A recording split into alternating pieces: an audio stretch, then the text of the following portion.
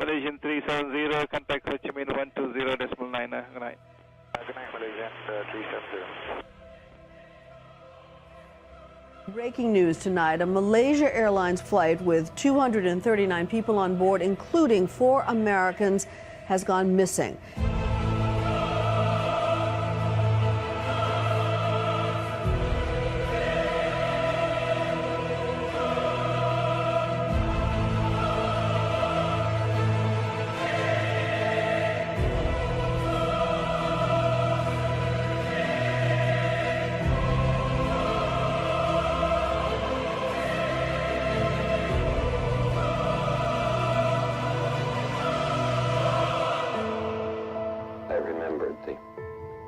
From the Hindu scripture, the Bhagavad Gita.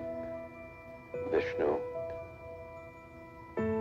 is trying to persuade the prince that he should do his duty, and to impress him takes on his multi-armed form and says, "Now I am become death, the destroyer of worlds."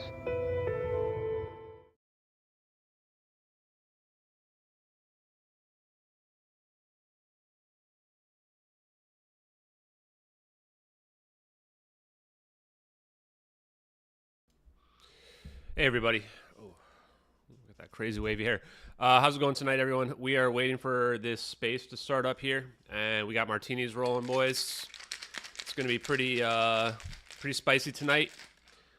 Finished Investigate Earth podcast. I don't know what number it is, but that should be probably posting tomorrow, I'm guessing. I'll go ahead and spoil it and say that we got we had Dave Rossi on Investigate Earth with us today. It was pretty huge. Did a summary of the case, talked about the science, the suppression. We talked about the retirement, very briefly about the Joe Rogan stuff. So, pretty wild. It was pretty good.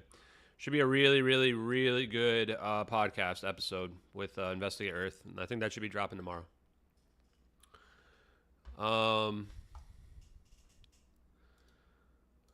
So let's see. Okay, guys, give me 1 second. I'll be right back, and then I'll get this thing going here. We'll put some questions. We'll come up with some questions. If you guys have questions you want me to ask, I think I'm gonna be able to get up there. But we've had a little history with Danny Jones, so we'll see if it gets salty or what have you. I probably won't be speaking too much. I'm definitely not gonna try to troll or antagonize anybody. I'm not really interested in that. Hey, everybody, tonight. Hey, MN, Misty, James, Dewar. Hey, good to see you, man. Aaron, Billy Brew, Just Jeff, Chip, what's up? Bad Sama. Hey, Ellie. Been a while, Ellie. I haven't seen you in the chat. Egon, Alex. Welcome, guys. Hold on.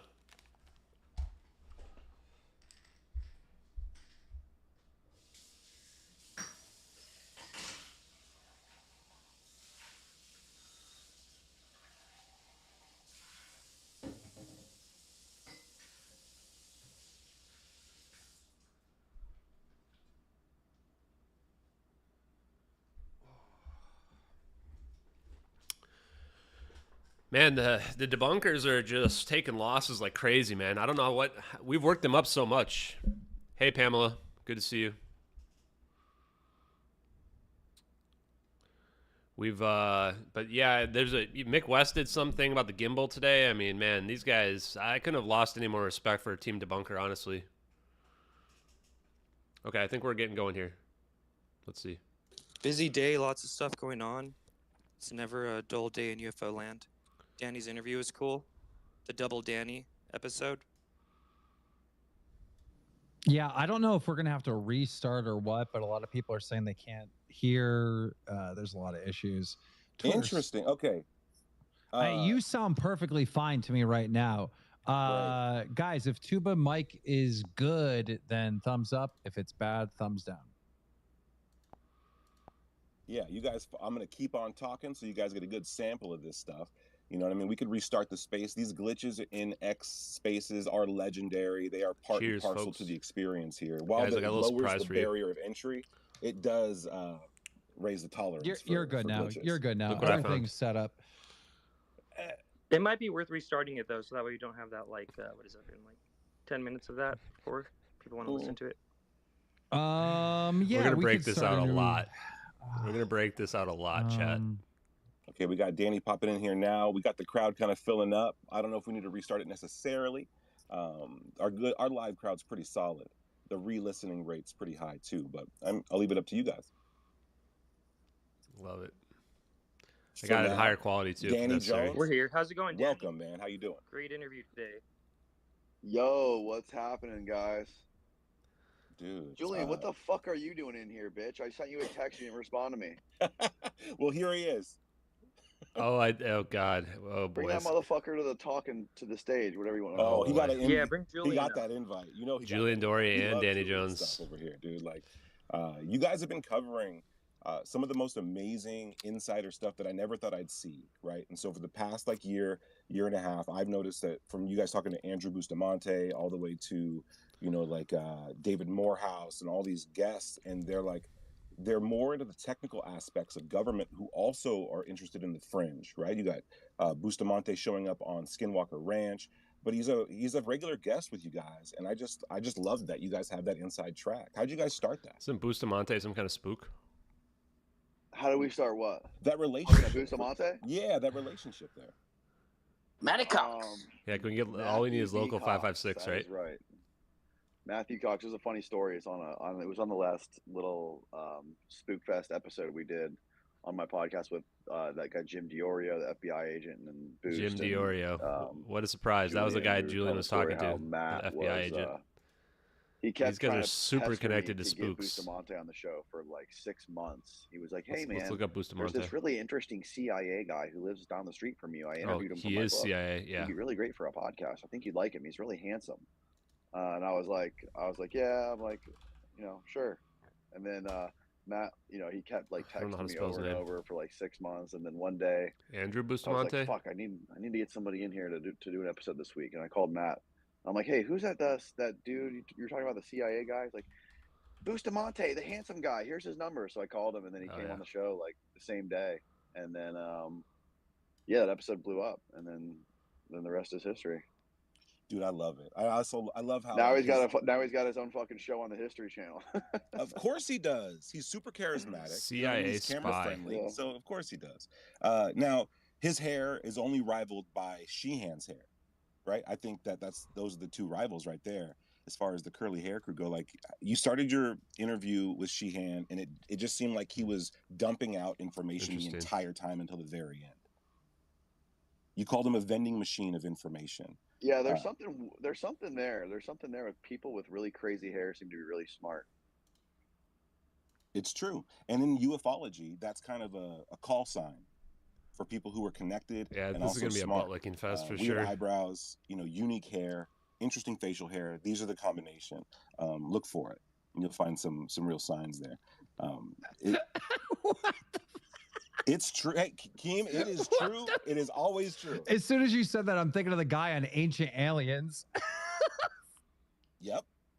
The list goes on from Robert Bigelow to the man. pencil mustache. I mean, it goes on, dude. These guys. Maybe there's something there. Maybe there's some extra sensory perception there with the crazy hair, the eyebrows, and even Keem's beard. Maybe he's connected to something. I believe it. I'm reflecting the waves throughout the universe into my brain. Real quick fun fact for you: they shaved the guy's head. They did it before and after test. If he could tell if someone was behind him. Exciting so far, chat. With hair, he could tell. Without hair, he could not tell. They repeated this test over and over again with other people, and it was always the same. So your hair is picking up on little magnetic field changes, and you is this a real thing, or are you just making it's a very real thing? It's a very real thing. Yeah, where did this? Whose head did they shave, and when did this happen? This has been in my head for years, and I read it, and I can't tell you where exactly it came from, but I will look it up and I'll verify. And if I have to get crow on this one, I will. But as far as I know, this is scientifically proven. They did the tests. I mean, you could tell when you rub a balloon against your head, you could feel the hairs moving, and they're very sensitive. So it's an interesting thing. We got Red with his hand up. Red, what's going on, man? Chime in whenever you want. Yo, welcome, Julian. I just don't even have any questions to ask these guys. Because I don't think I've ever seen y'all do like a space Yeah, like if I'm this. asked, I'm I'll just curious, speak. how did you guys both get into like content creation, video So this production, isn't really about and then me. also like UFO conspiracy? I don't really have anything to ask them culture either. of that from both of you. I mean, I don't really respect either of these guys. Nope, you go first. All right, so I worked on Wall Street, hated it, and then very long story short, just kind of ended up doing Translation, the podcast. I sucked started at building it March, April 2020. Haven't left the studio since then, and just get to meet really cool people along the way. So it's a very great job to have in that way. Obviously, it's like anything else. You got to build it from the ground up, so it's a little hard. But as far as ufology goes, the guy who's now my producer, Alessi, is really the dude who got me into it. Like I'd always thought about like offhand aliens growing up. Like, yeah, I don't think there's Keem will probably bring me something out up there, but I never really paid it. I don't think he's going to any go that hard with attention. it. And then Alessi, when he was in college, basically connected with James Fox and asked him, he was like, hey man, I know you're going down to Brazil to shoot this documentary like this summer. This is back in early 2021. He's like, I will literally come down there and make your coffee for you. Don't care. Would love to come down and just help out however I can. So James said, yo, if you get a ticket to Brazil and show up, you're in and you'll be a part of the production and everything will be taken care of. Thinking, I'm never going to fucking hear from this kid again. That's the story about Alessi? And Alessi showed up and James was like, oh my God. I talked to Alessi. So they made the documentary. He was actually a good guy. And I was kind of getting like all the play-by-play of that. And then Alessi came back, was telling me all about it. And that just kind of like, I mean, that case is nuts. I don't need to relitigate that right now. But Alessi and I actually had a good conversation. That kind of like bit me by the bug a little bit. And then I just started like going down the rabbit way hole too with many it, and CIA I still come guests. at it with a healthy skepticism on a lot These of guys stuff are we hear. I definitely think being we have to used. do that, They're the I have no definition of doubt useful idiots. there is life out there, and you know, if we can investigate it in different ways on the dude, podcast, like that's just I don't want want to start any crap with these guys. Not really interested. That's sick, dude. Shouts out to Alessi. That's what you got to do in life, right? Just go for it. That's awesome. That's a great story to 100%. hear. Yeah. How about you, Danny? How do you get into this whole world? Shit, sorry. Well, I used to shoot. I used to shoot. I guarantee you they're commercials texting one and another right and, now. Documentary These two are. content and They love each other. TV content, and worked on couple movies when I was younger, like in my 20s, being like a camera operator and a camera assistant, and went through like the whole machine. I of the almost television guarantee these guys are industry, and, boosted. like, producing and pitching and developing shows for cable television, and eventually, after having all my hopes and dreams crushed, and wasting years and years on various projects and different documentaries and films and stuff like that, and I always thought I wanted to work in the film industry. And after like really getting into it and spending time doing it, I realized that it was almost exactly like working in the construction industry, which I did for like the first, that was like one of my first jobs, working construction. And I was like, fuck this, these guys are I'm not judging, I'm just saying There's not a like single guaranteed. drop of creativity in this. And so after doing that, People I just should put whatever started drugs to, they want in their body. repackage all this stuff Not my I've problem. been working on and posting it on YouTube. And I did that. I started doing that probably around Come Blizzard, 2015, thank you. 2016, and started creating like little docu-series for the YouTube channel. And they were taking forever. We were probably spending like 6 months on a video, and Joshua, they were performing really well, but it was so much goddamn work. And then eventually we had one of our shows really sort of take off on YouTube, and it was called Life for Sale, and it was about this fat New York Jew who bought and sold real estate. His name's Ben Mala. And we blew that show up pretty big. The channel got like I don't know, probably hit like 250,000 subscribers. And then I stopped doing that and started doing the podcast, or I started doing more like different mini documentaries and like different interviews. And I supplemented that with the podcast. We do like one podcast episode a month or something like that.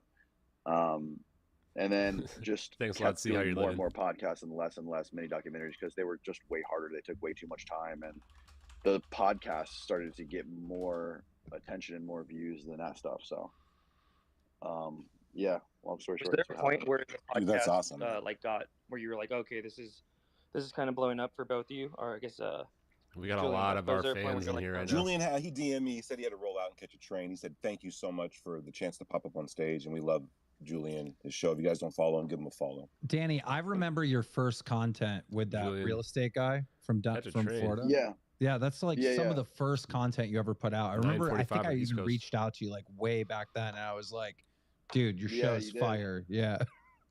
That was like 4 years ago or something. Yeah, dude, that was forever ago. T-Cause, And then- find a and clip then, for that for I me. think we have a mutual friend, Turner Tenney, too. He lives like 2 streets down from me. Yep. Tifu. Yeah, yeah. Dude. Me and him grew up. Me and him and They know Jack grew Tifu? up like on the same street, like running around the beach and surfing and stuff. From that world into I've spoken to 4 Sheehan years over the later, phone. you're interviewing Daniel Sheehan. Yeah, That's I wild. honestly don't remember how I got into the UFO stuff. I think I just did like a podcast on. I don't remember the first episode I did on the topic. It Wait, did he might just have say that? honestly been James Fox. I mean, I think like if you have a podcast that covers a bunch Tony, of did he different really say that? subjects, this subject is the best, right? There's always new information coming forward. Yeah. No one knows the answer. No one knows the truth. A lot of people claim to, but it's like the best topic. Take it easy, William. yeah, Thanks for coming yeah, by. the UFO topic is definitely no. Okay, so the first UFO person I ever had on here was I'm gonna mute this for a second. what's this guy's name? This guy's Kinda lame. name is So, yeah, yesterday's stream, we talked a ton about time dilation and whether or not you can break causality going faster than the speed of light. It was really good. Check it out. I ended up talking to Dave Rossi today for like an hour and a half about whether or not we can break causality because I can't get past it. I can't figure it out, right? And I'm still not sure.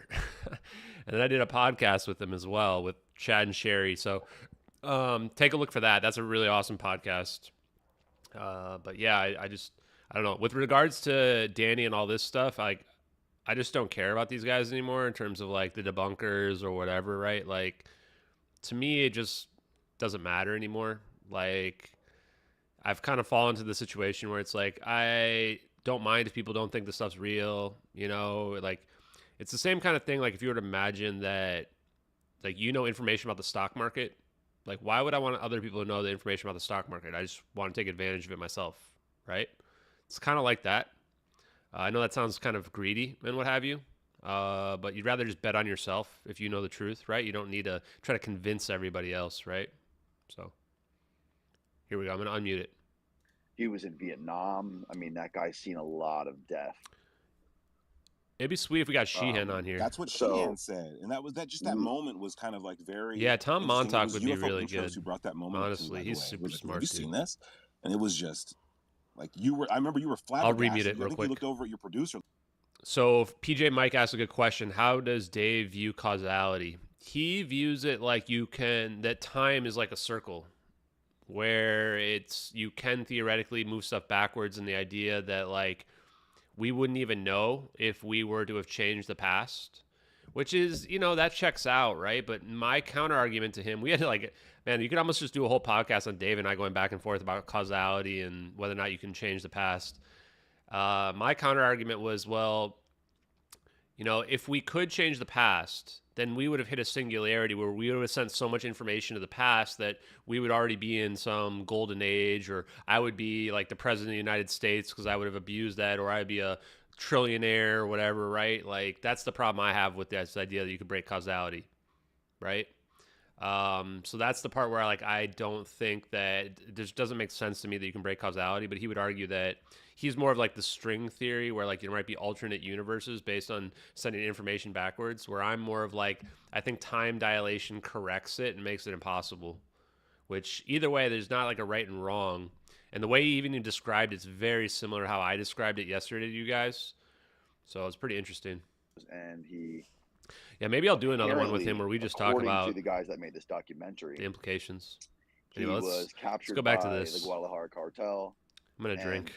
Tortured, but there are other people who say that there was a Cuban CIA agent in the room when he was tortured and killed. And okay, one they're second. claiming I'll pause that this again because the only...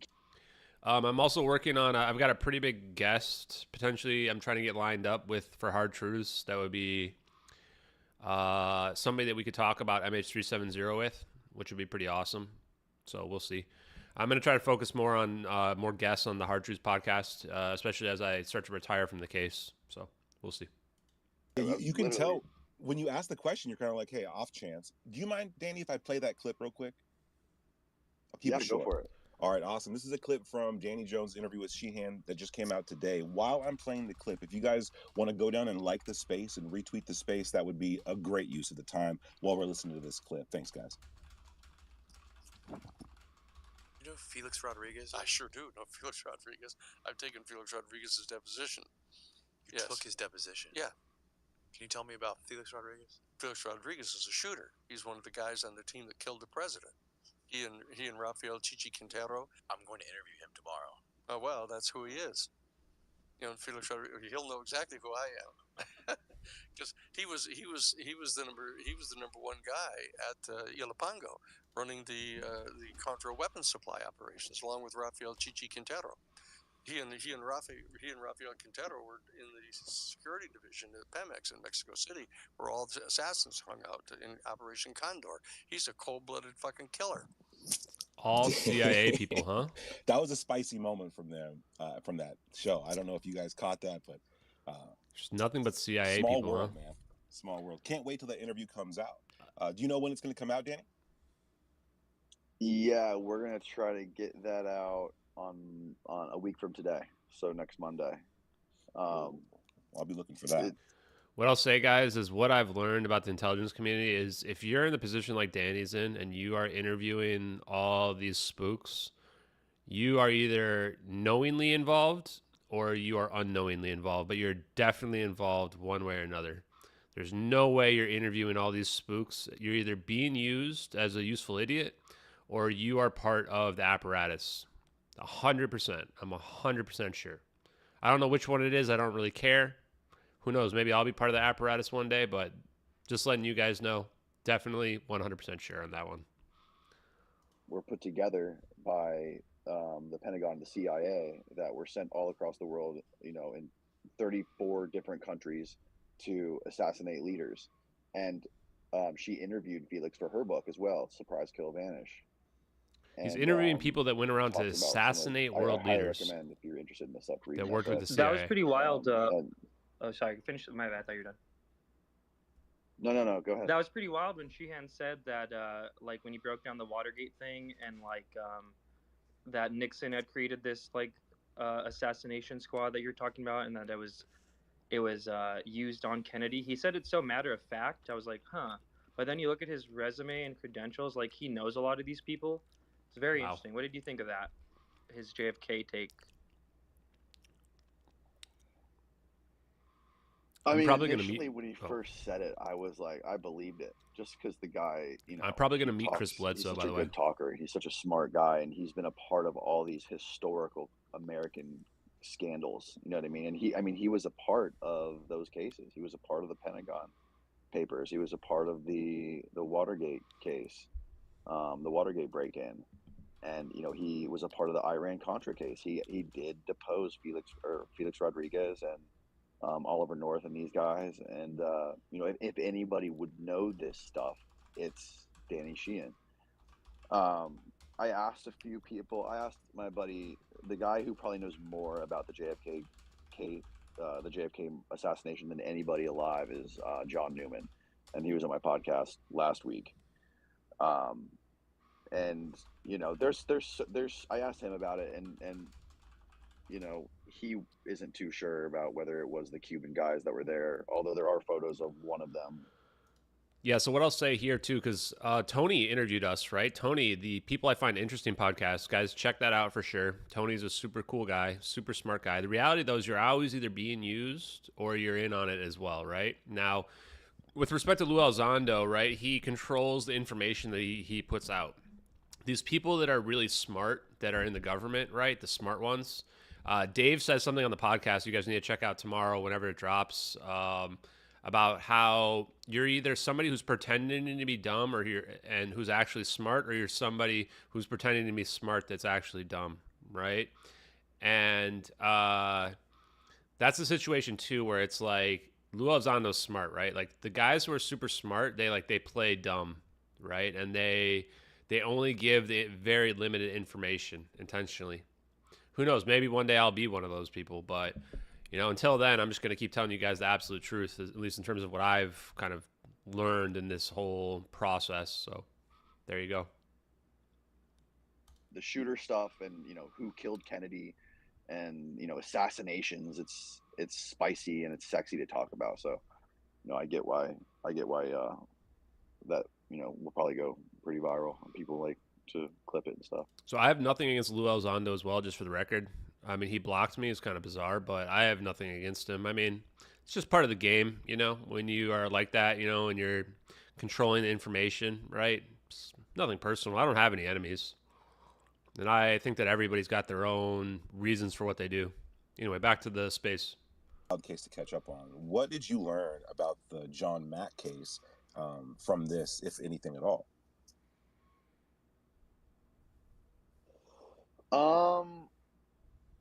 The John Mack, I mean, it was just interesting hearing him talk about his relationship with John Mack. And, you know, I knew a lot about John Mack. I read a lot of books on John Mack. So it was cool to hear how I wasn't aware that, you know, John Mack had zero interest in any of this stuff before these military guys at these bases started reporting seeing UFOs and stuff. And then they had to go talk to a psychiatrist, you know, to basically, I don't know, like they had to go talk to somebody and they just appointed him to handle these military officers, right? And John knew nothing about it. He wasn't interested in it. And then once they started pushing all these people to him and he started interviewing hundreds of people, that's when he's fell down this rabbit hole and got, you know, caught up in all of this stuff. And then, you know, I mean, I knew a lot of it already, to be honest. Like, it's not like I really learned a lot about it, but it's just fascinating to sit there and listen to a guy who was there from the beginning with all of the John Mack stuff, sitting through all of it, and it's behind the scenes stuff with the litigation and like arguing with the Harvard attorneys and these like private, you know, these closed door meetings. Like that was the most interesting thing, I think, to me about John Mack that Danny was talking about yesterday. Interesting. Now, this is an off-the-wall question, but still on topic, I think. Since you've read John Mack, I haven't read a lot of his stuff, but if he was alive today, do you think he would be interested in the Chris Bledsoe case? And if so, what do you think his take on that would be? I have no idea what his take would be. I mean, he would absolutely be interested in the Chris Bledsoe case, man. You know, I don't know.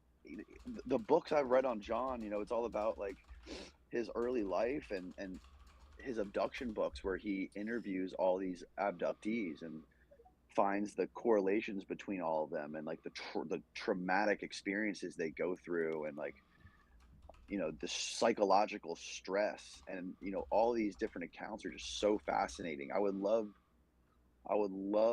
to hear, like, if he was alive today, the world is so different. And I don't know what his perspective was on military and intelligence intervening with this stuff. You know, that's something I've never read about him talking about or him having any kind of perspective on. But like, yeah, I would be fascinated to hear his take on that kind of stuff, because I mean, my perspective is that there's definitely some fuckery going on with intelligence and with the military being interested in these people. And like I've been talking about ad nauseum, that Paul Benowitz case, that documentary Mirage Men, that opened my eyes more than anything about, to show like how deep the tentacles go with the military and intelligence and this whole UFO topic, man.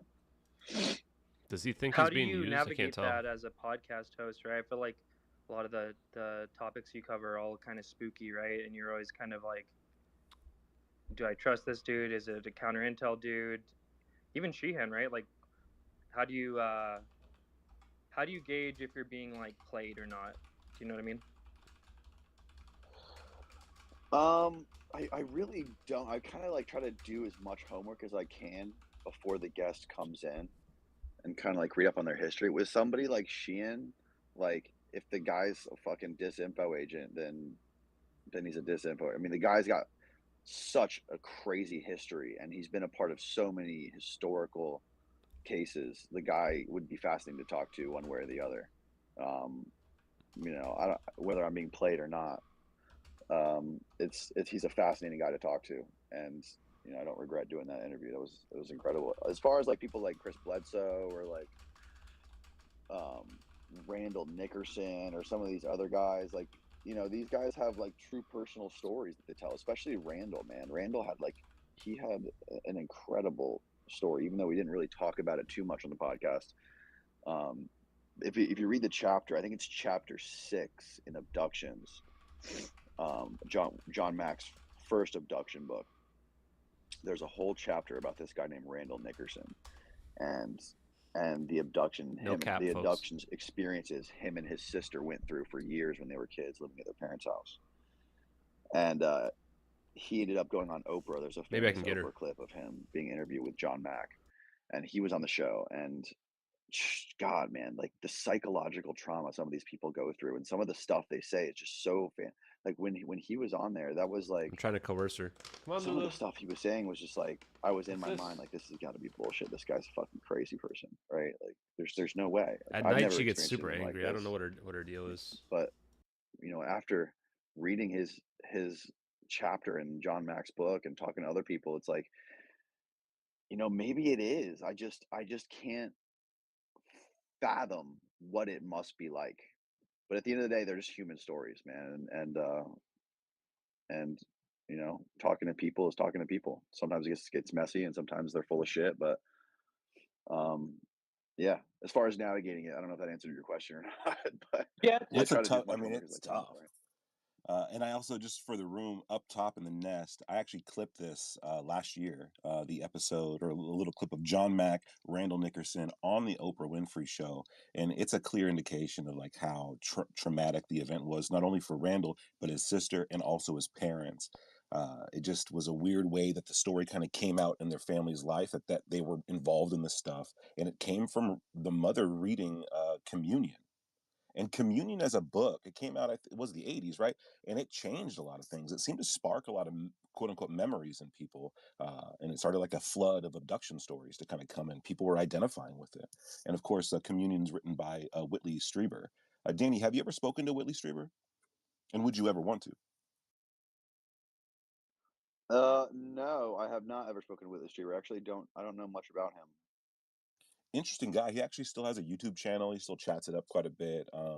His story, Communion, was turned into a movie with Christopher Walken, and you can actually watch it free on YouTube right now. It's one of the greats as far as UFO films. But I strongly suggest.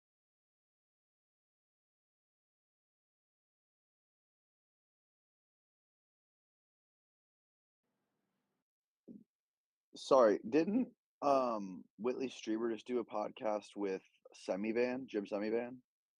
Yeah, I think so. I think you're right. Okay, yeah. No, I am familiar with him. I haven't read his book, or I'm not familiar with that movie you were talking about. But yeah, I know who he is. No, there's no UFO people that I really have on my list right now that I want to talk to. I'm kind of UFO'd out. I got a little bit of UFO fatigue right now. I'm not gonna lie.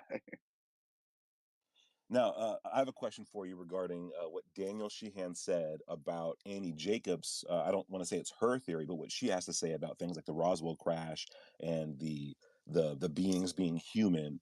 I think he said something like, people will say all kinds of crazy shit, and then it can be believed if they themselves believe it too. Where do you fall on that? Of course, Annie Jacobs, she's of the camp that the UFO crash in Roswell was kind of not a psyop, but those were like modified human beings sent to kind of deceive, right?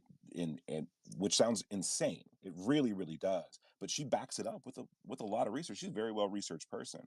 But here you have this clash between her theory and Sheehan's take on it. What's your take on that? Annie Jacobson is a very smart woman who has been around a lot of very high level CIA people and military people. I mean, all of her books are based on this stuff. From her first book, I think her first book was Area 51. Yeah, the case you're talking, the story you're talking about specifically is from her book Area 51, which is her first book about Groom Lake and the development of some of the B-2 planes and the stealth planes and the nuclear weapons that are being tested out there. And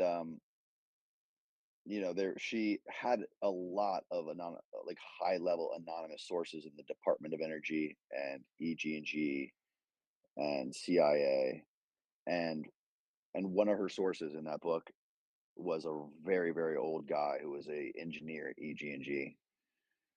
And she, after meeting with him for like a year, he finally came out to her about the Roswell crash incident. And what he said was that it was a remote controlled flying saucer from the Russians sent by Stalin with some surgically manipulated kids that were altered by the Nazi surgeon wacko. I always forget his fucking name. I said it in the podcast. And is it Joseph Mengele or something? Is that what it is? Mengele, yeah, Mengele. Yes, Joseph Mengele. That Joseph Mengele surgically altered these kids, put them in this flying saucer, and crashed it to cause some sort of panic. I mean, I'm sure you know a lot about this, Sam. But she asked this guy like towards the end, right before she published her book, she's like, why wouldn't you or the military or the Atomic Energy Commission come out with this stuff? I mean, it's going to make Stalin and Russia look terrible if they're trying to do this. Like, what, you don't have to come up with any other kind of cover story. Just blame them for it. It makes them look fucking evil.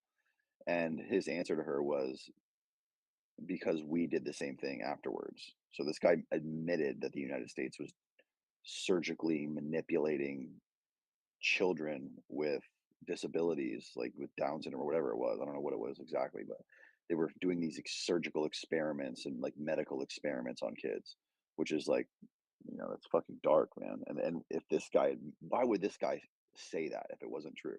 Why would you? Danny. Oh, I was muted the whole time. Yeah, what I was gonna say too on that front is like the two biggest fears. I'm not even afraid of being killed. That's the crazy part. I'm literally not afraid of being killed at all. Like, okay, people are gonna go, oh, he thinks he's gonna get killed. Okay, sure, whatever. If the videos are fake, of course, there's no risk. But if they're real, then there is a risk, right? But I'm not worried at all about that. To me, I'm more worried that they're gonna put some like child porn or something on my computer, or they're going to try to dig up somebody from my past and have them claim that there was like some kind of fake sexual assault or something, like, do the Russell Brand thing to you or whatever, right? Like, those are the bigger fears that I have, right? That they're that something like that were to happen, right? Like that, because that's how they really operate, right? It's not some matter of killing people, especially if I'm like too high profile. It's not to be egotistical, but when you have like 80,000 followers that are all conspiracy theorists, right?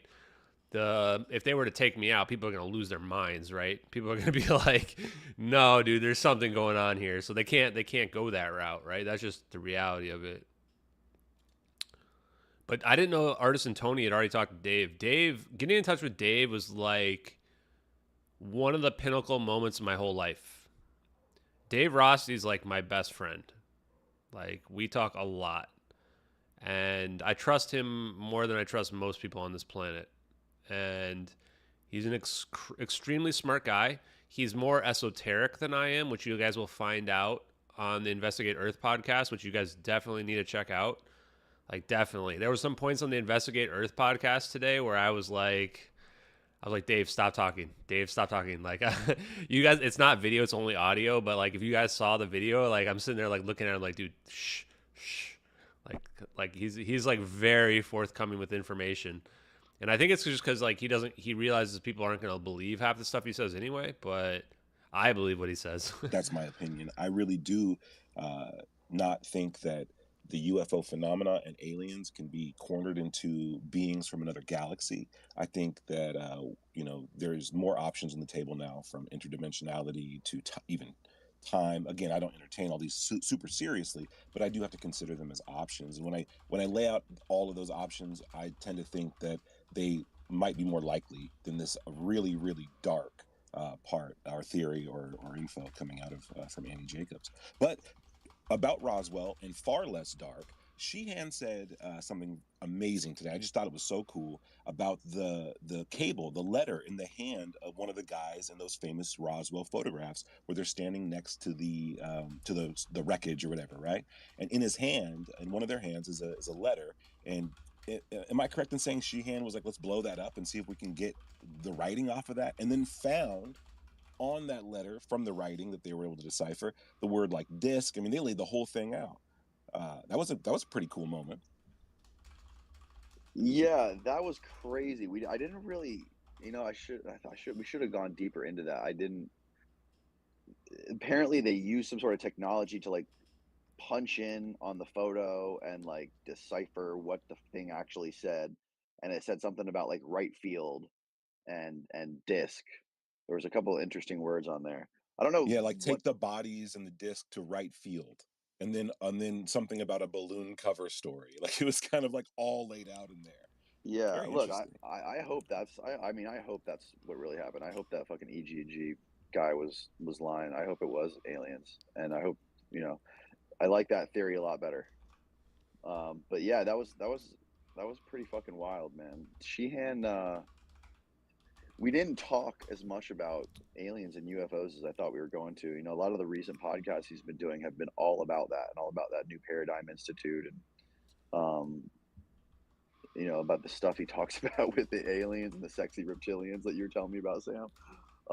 Luckily, thankfully we didn't talk about sexy reptilians, but yeah, man, he's just got so much interesting stuff to talk about, and that New Paradigm Institute, I wasn't aware until he was on there that that's something him and John Mack actually came up with before he died. That was pretty cool. Oh, that's big news. I didn't know that. Again, these names are crisscrossing all over the place. And he mentioned the Christic Institute as well, right? The Christic, is that what the Christic Institute. He's involved in all these different institutions and think tanks and like subgroups, more so than I realized at first. He's become, in my mind, like a very pivotal figure in this modern ufology push. And I was interested in the fact that he was representing both Greer and Elizondo at one point. Did you guys get a chance to chat about that? No, we didn't talk about. I made a couple jokes about Greer, but we didn't talk about Elizondo at all. He just keeps finding himself in these places where movements are happening. Maybe he's one of the ball pushers, I think, is one of the, you know what I mean? Like, he's helping getting that stuff forward. But his work with Iran, like the Contra stuff, is very compelling, and I'm sure he really enjoyed the break from talking about, reptilians and all this other stuff on your podcast. So I'm sure that was a nice relief for him, because the political stuff he's been involved with is bananas. I did not know about the Howard Hughes connection to these assassins, and like he ended up being a super recluse. Howard Hughes. To hear that he's involved in this stuff was wild. And the same thing with Herbert Walker Bush and his dad. Like, there's like these dynasties that are kind of like, I don't know, they're just in the mix. And he seems to know a lot about it. What was one of the more shocking things you learned that was non-UFO related? I mean, dude, the thing that I can't stop thinking about is the connection between the Watergate burglars, the mob, Santos Traficante, and the Cuban assassins. That, I mean, if that's true, if that story about the Cuban hit squad that Nixon asked Howard Hughes to put together to kill Castro were the actual guy, like those guys. So here's the connection. Those guys were trained at these military bases all like around, I think one was in New Orleans, one was in New Mexico, and one was in Florida. Those guys were trained there and then sent on boats down to kill Castro. They obviously failed like twice. And then they were also a part of the Bay of Pigs.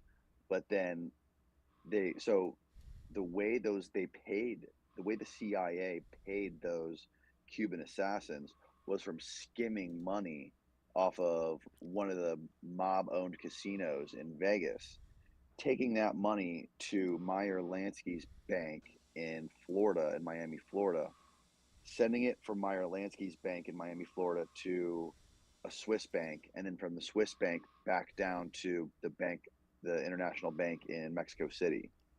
And from the International Bank in Mexico City is how Felix Rodriguez. Which one are you again? You're Gerald, right?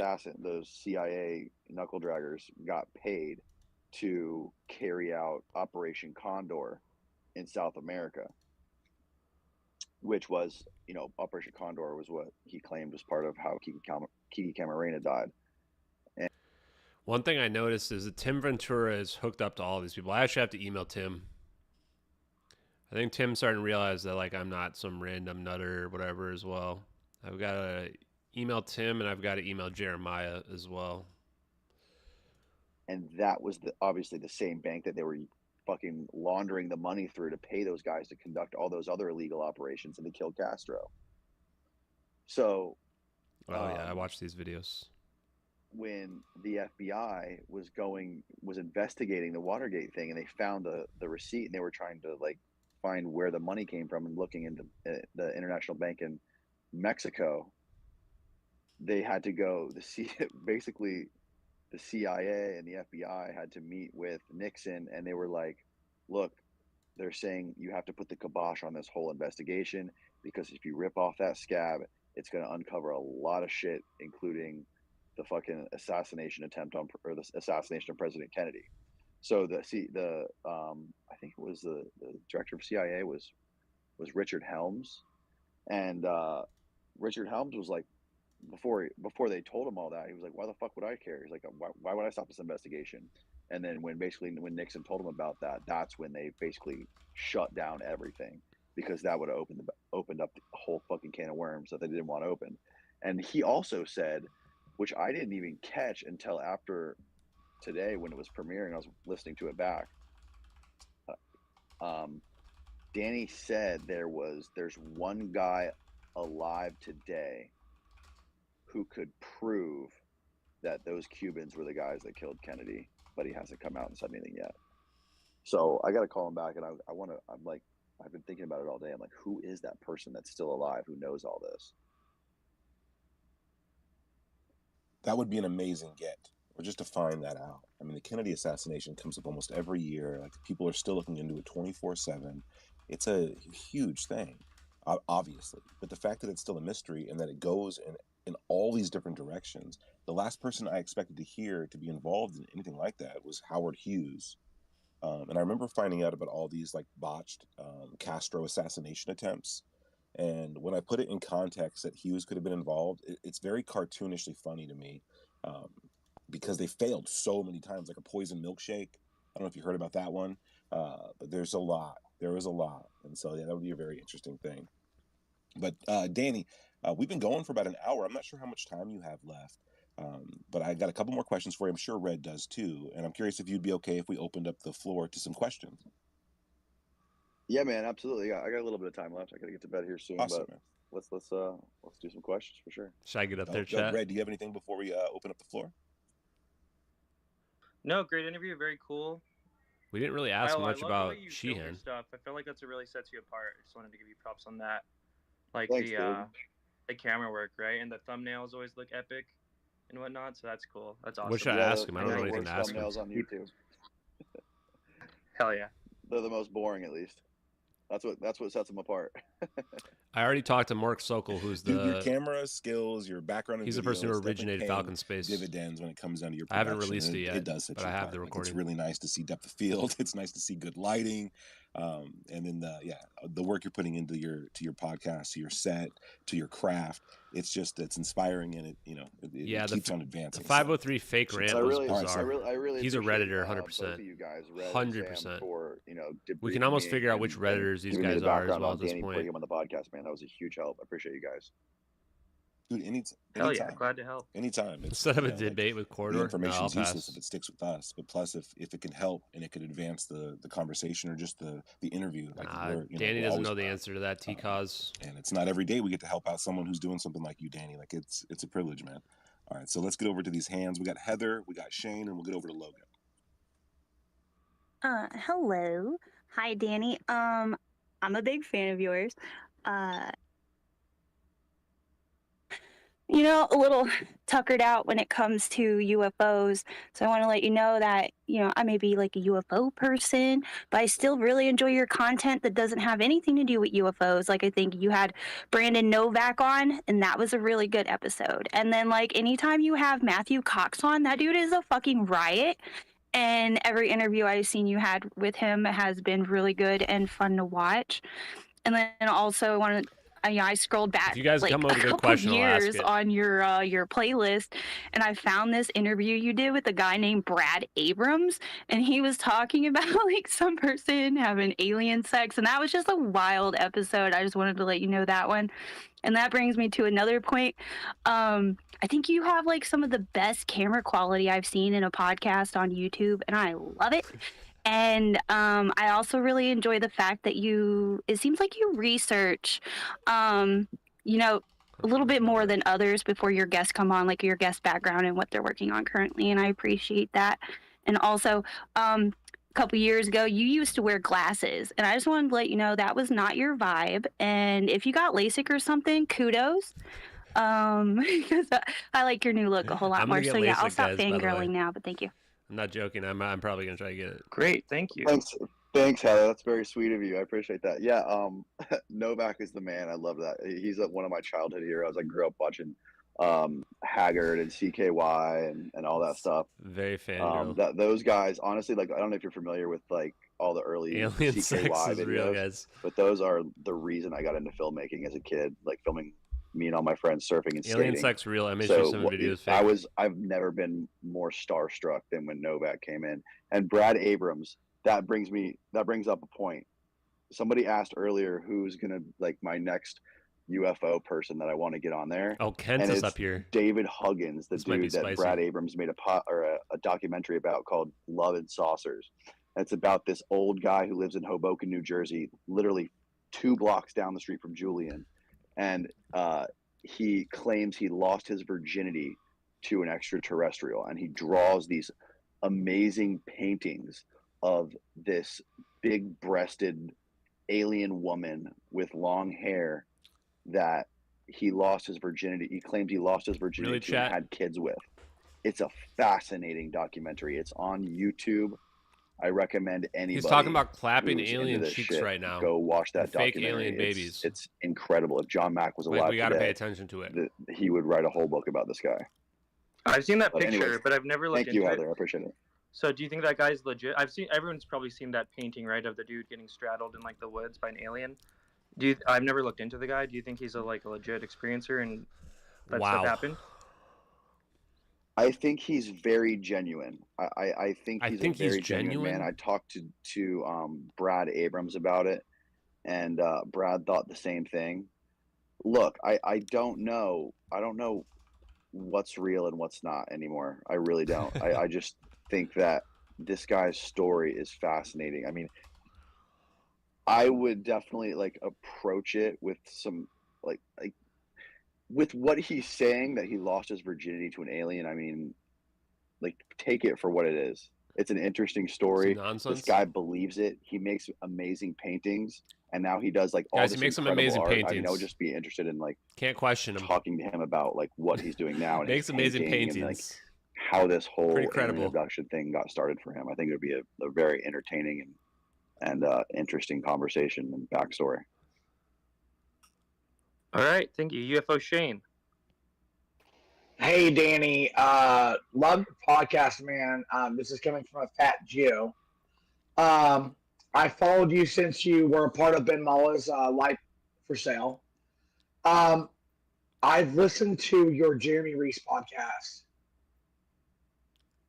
probably 4 or 5 times. And I could get into the comments on the fat Jew stuff. I know you're a fellow Jewish guy. I'm not going to. I love fat Jews. Yeah, I do too. I'm very large man. I get where you're coming from here. I followed that whole thing, but you were the only person on the platform, Jeremy. Yeah, Artisan Tony was that right. podcast, dude. To be real with you, is really eye-opening, right? Because you don't have Joe Rogan platforming the other side of it, the other side of this whole platform, right? People who are telling you that George Knapp, Jeremy Corbell, Leslie Keene, Ralph Blumenthal, he was on the show. I believe that they're disingenuous, and so does Jeremy. And I think that podcast that you did with Jeremy was very eye-opening to me. What do we want to ask him? And I'm really, to be clear here, I'm very good personal friends with Jeremy, but I just really love the way that you actually had the balls to do that. I appreciate that, but what do you think, Matt? Like, if I had to ask you one real question, Shane really fangirls. besides the anger I'm getting right now with the fat Jew thing, what do you think about like this whole thing about like this narrative that people are selling you? Because I feel like at least, at the very least, Danny, you have your podcast and you have your guests, and you have them on there to speak their truth. But out of all the podcasts that you've done, Danny, my favorite one is with Jeremy Reese. I feel like it's people. And I know him. I know he can be a bit fanatic, but he's talking about these people that are just selling you bullshit, and I totally believe him when he talks about. George Knapp has said he knows where Element 115 is, but he's gonna dig it up when Balbazar dies. All this trash, and then like Joe Rogan and other people will have them on here, and they'll talk about some nonsense. But you are the only person that I can think of, period, actually, that had someone come on here and call these people out. I wish you would do it again, because it was my favorite one. I've listened to it. Dude, I've listened to it going to sleep at least 12 times, and I just want to say that much.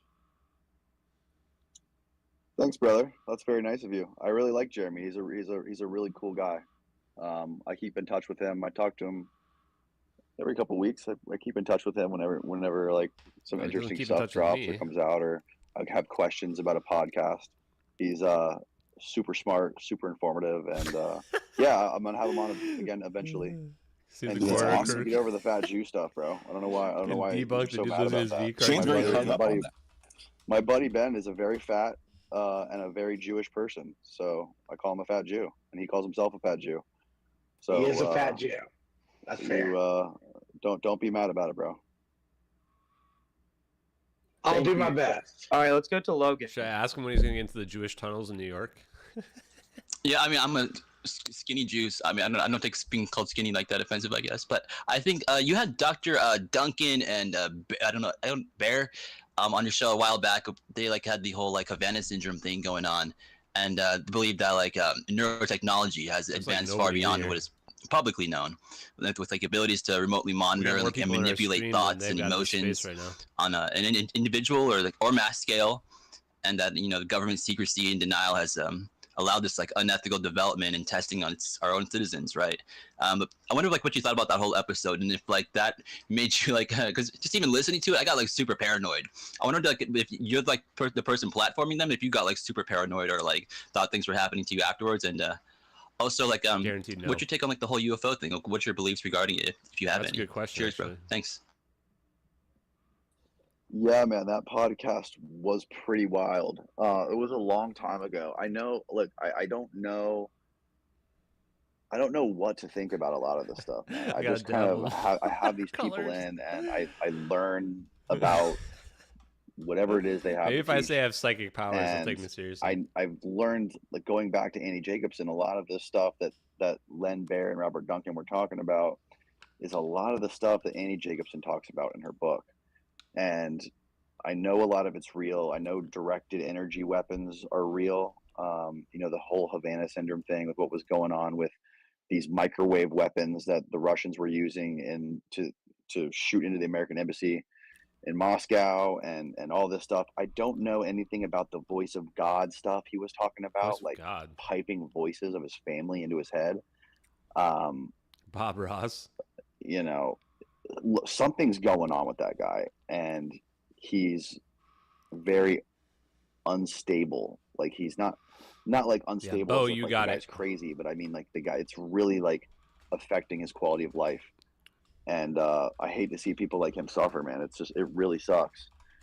You know, maybe that's something I can look into. I wanted to talk to the doctor. There was a doctor in Miami who diagnosed him, who talked about this stuff, and I reached out to him once. I never heard back, but that might be something I need to revisit. But yeah, man. Thanks for the question, dude. I mean, were you like super paranoid about like that whole thing afterwards? You're like, man, this shit is real. Like, do I need to be like sketched out right now, or did you have those thoughts? I mean, sometimes in the moment during the podcast or like right afterwards, you think about it and you're like, wow, this is fucking crazy. But then, you know, I wake up the next day and just get on with my life and move on. I try not to think about the stuff too much or get too paranoid about it. That episode fucked up Tupa. He's been thinking about that ever since. He shared it with me about a week ago. I didn't know about it, but about a week ago I had an odd experience when I was home alone and I heard my name several times. So he told me about that and I watched it and it freaked me the fuck out. Oh shit, I didn't know that too. Is that even his name? It's a very important episode in my opinion. It's just very eye-opening, and Robert Duncan's a very grounded person, and Len Baer was very sincere. And so because I've been paying attention to Havana syndrome in relation to the UFO topic, because I think there was a congressman who said that's what those two things are going to be answered. Those are the two main questions that he was looking forward to have answered. And so there was some bit of connection. Then of course I find out that Gary Nolan was handed a bunch of brain scans and data, and he had to separate people who were experiencers and people who had Havana syndrome.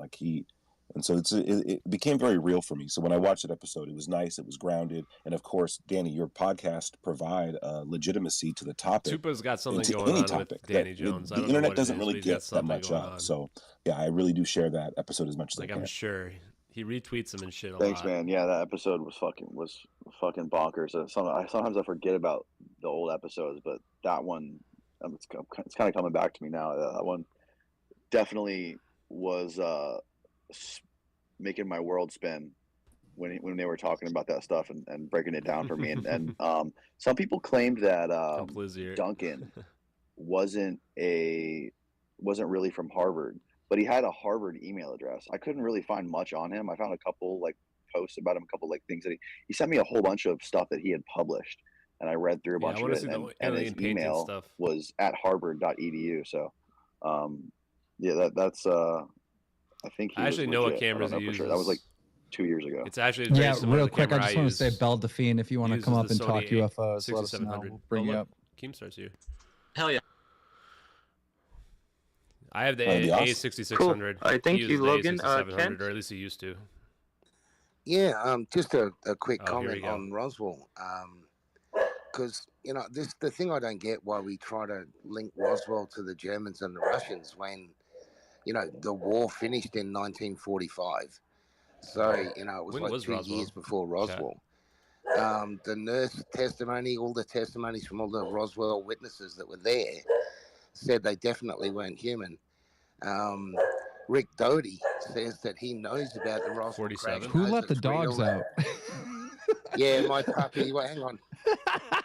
I'm sorry, because I just know nobody in the space can like pay attention to what you're saying. Kent is like the most antagonistic person ever. He's actually not being antagonistic here. They always act up when I'm talking, but the dog just quickly.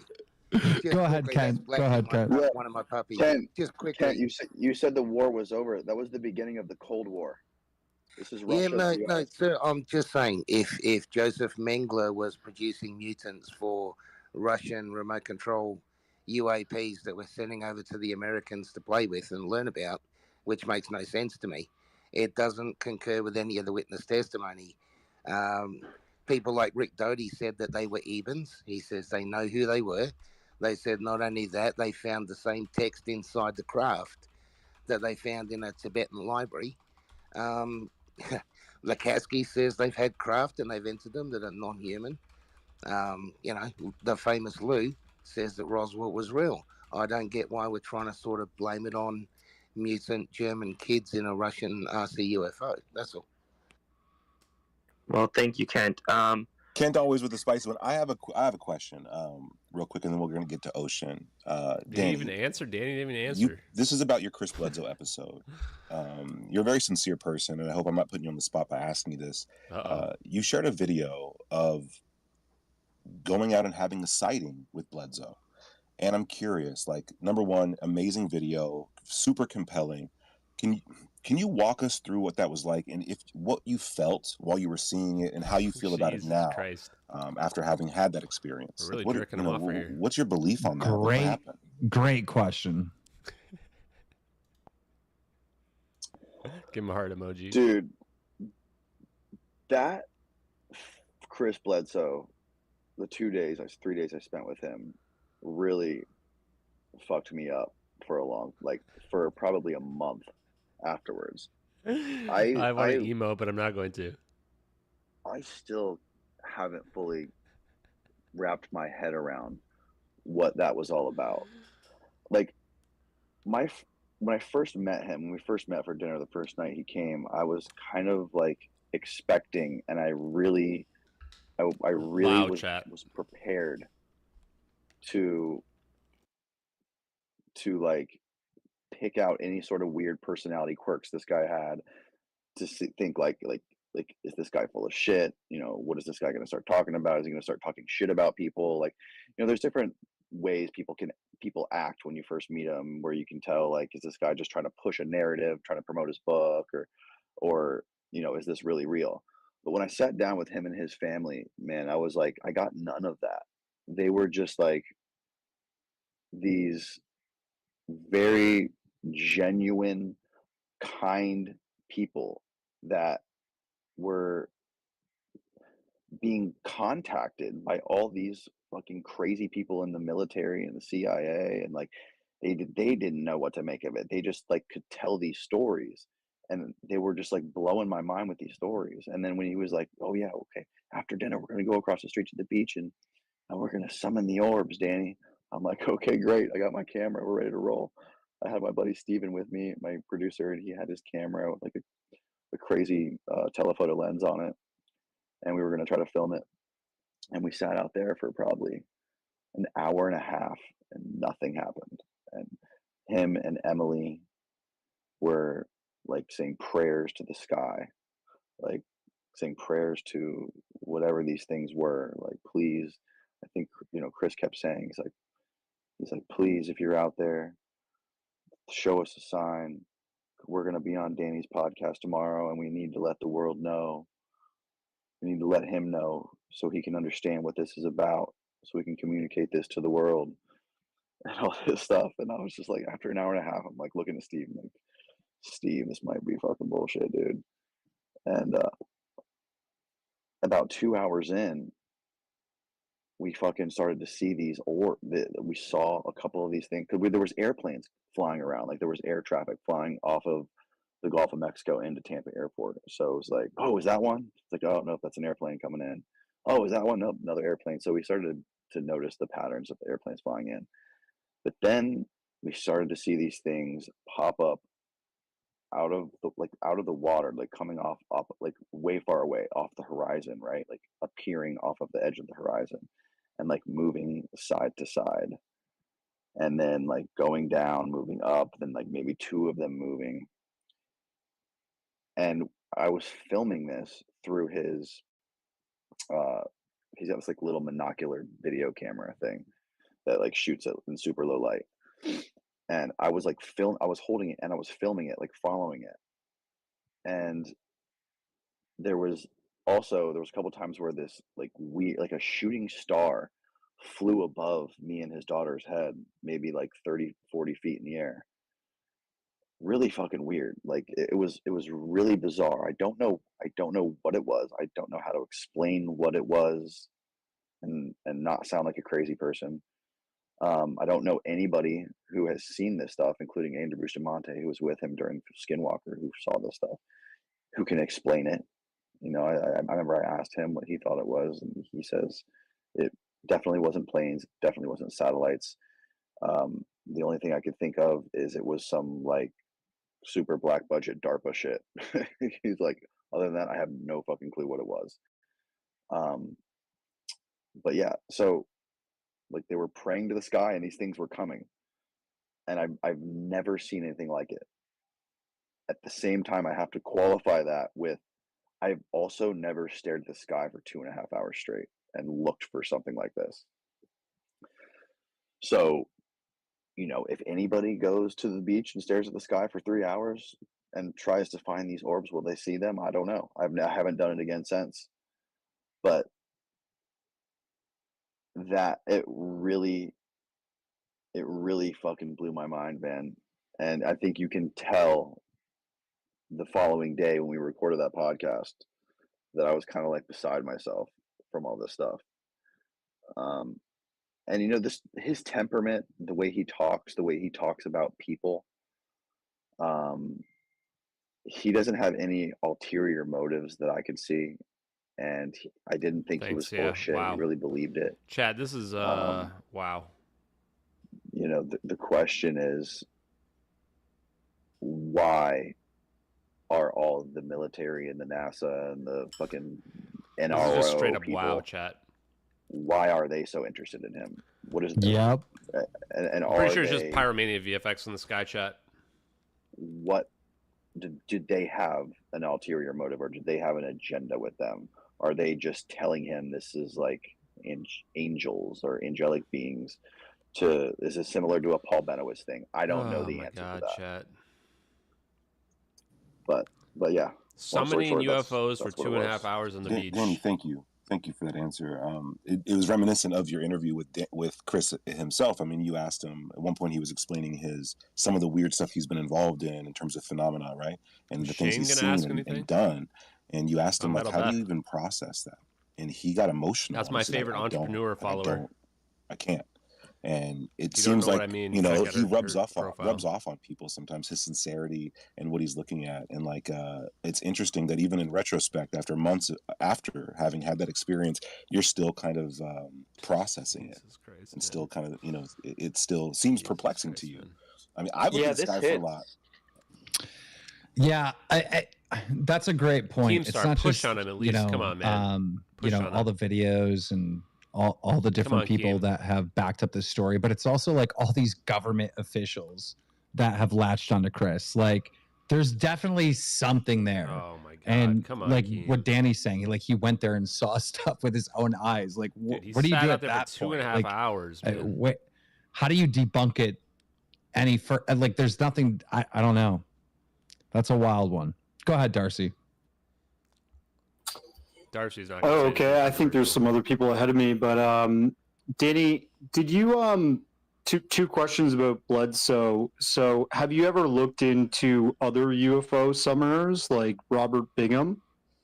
That's one part of my question. I had my experience with him and was pretty sure he was calling people in LA to need more booze. Put stuff up in the sky wherever we were. And I spent 3 hours looking into the sky. I'm a pretty white bread dude. I got so burned. Yeah, where can you find that video? Anyways, have you looked into other UFO summoners and seen any patterns with the Bledsoes? Let's see it. Did you know that they might actually have a drone and RC plane collection?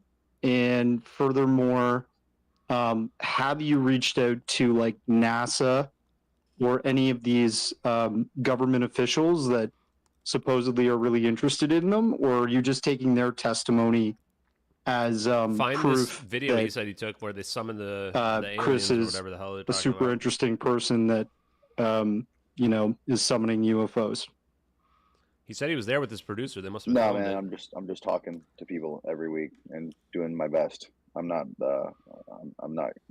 making documentaries or anything like that. I haven't looked into any other people like him, but yeah, that'd be interesting to see if there's other people that can do it. Are you saying that person that you went out with, he was finding the same thing? I'll be real, chat. Summoning UFOs. So is, Robert Bingham, he got for blown up on Third Phase of Moon's channel some years back, about probably 10 years now. And I went out to spend a whole day with him. UFO Shane, come on, UFO Shane. He was putting like balloons in the air. Sometimes party balloons that are, metallic. Are you serious? I'm serious. I have footage.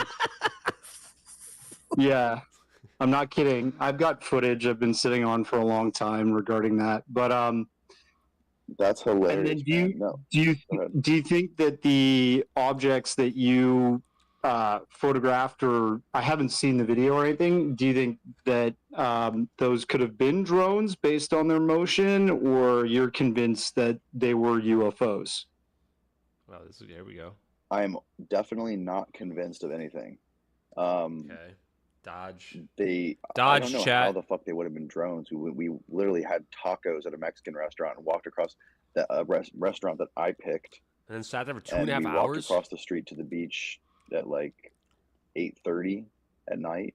8:30 at night? These things were like, I don't know how far it would have been. They were like, didn't you sit there for 2.5 over hours? a mile away, maybe. Make West, where you at, Make West? And they were like lit up, going down Where the below the debunkers, horizon, coming up, moving around, and fading out.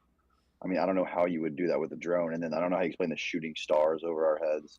And then the following night we did it again. My buddy has like this big piece of property, like this big horse ranch. That's more inland, away from. There was a lot of light pollution on the beach. So the following night we went inland to my buddy's ranch, and he did it. We did it again, and I guess it's not outside of the realm of possibility that it could have been a drone, but I don't. It would have been very, very fucking difficult for this guy and his kid and his daughter. Okay. I understand that they have like a pretty large family and friend group that I guess they you can hear me are sign. connected to. But with Robert Bingham, what I noticed I'll be back. when I went out with him, and I've got footage from when I'm like interviewing him on the street, discussing his technique. He would look into the sky and he would pray. And he would say, we mean no harm, love and light sort of stuff. Please show yourselves.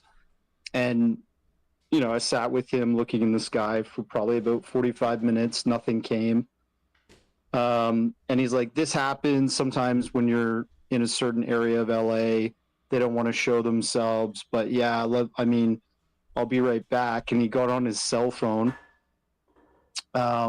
This was a flip phone back then, and he made a call, and then we looked in the sky, and he was doing his meditation praying thing, and like probably about 30 minutes after the phone call, something that looked like 3 red spheres were floating pretty high up. And they were in a triangle formation. So I was like, oh, what's that? And he was like, there they are. They're here. They listen to us. They they listen, and they come on command like this. See, I told you. So I had like a really good telephoto lens, and I took photos and video of it. And it was just 3 red balloons tied together in a triangle. And they seemed to be blowing with the wind from a certain direction, as if they were like released in order to go right over where we were. You know what I mean? So that's like, I'm just saying that's kind of old hat technique. And if something's like on the horizon and it's Chad, pretty I like far Darcy away, now. but it emits a light Darcy like now, a drone can. Chat, I like it's going to make it harder for you to discern whether that's like anomalous or not, right? But look, It's possible, man. I mean, he would have had to charter a boat. Is he really going to bat for him now? Like way offshore. He's going to bat for him now. Light drones and do what it. A I mean, 180. I guess it's possible, right?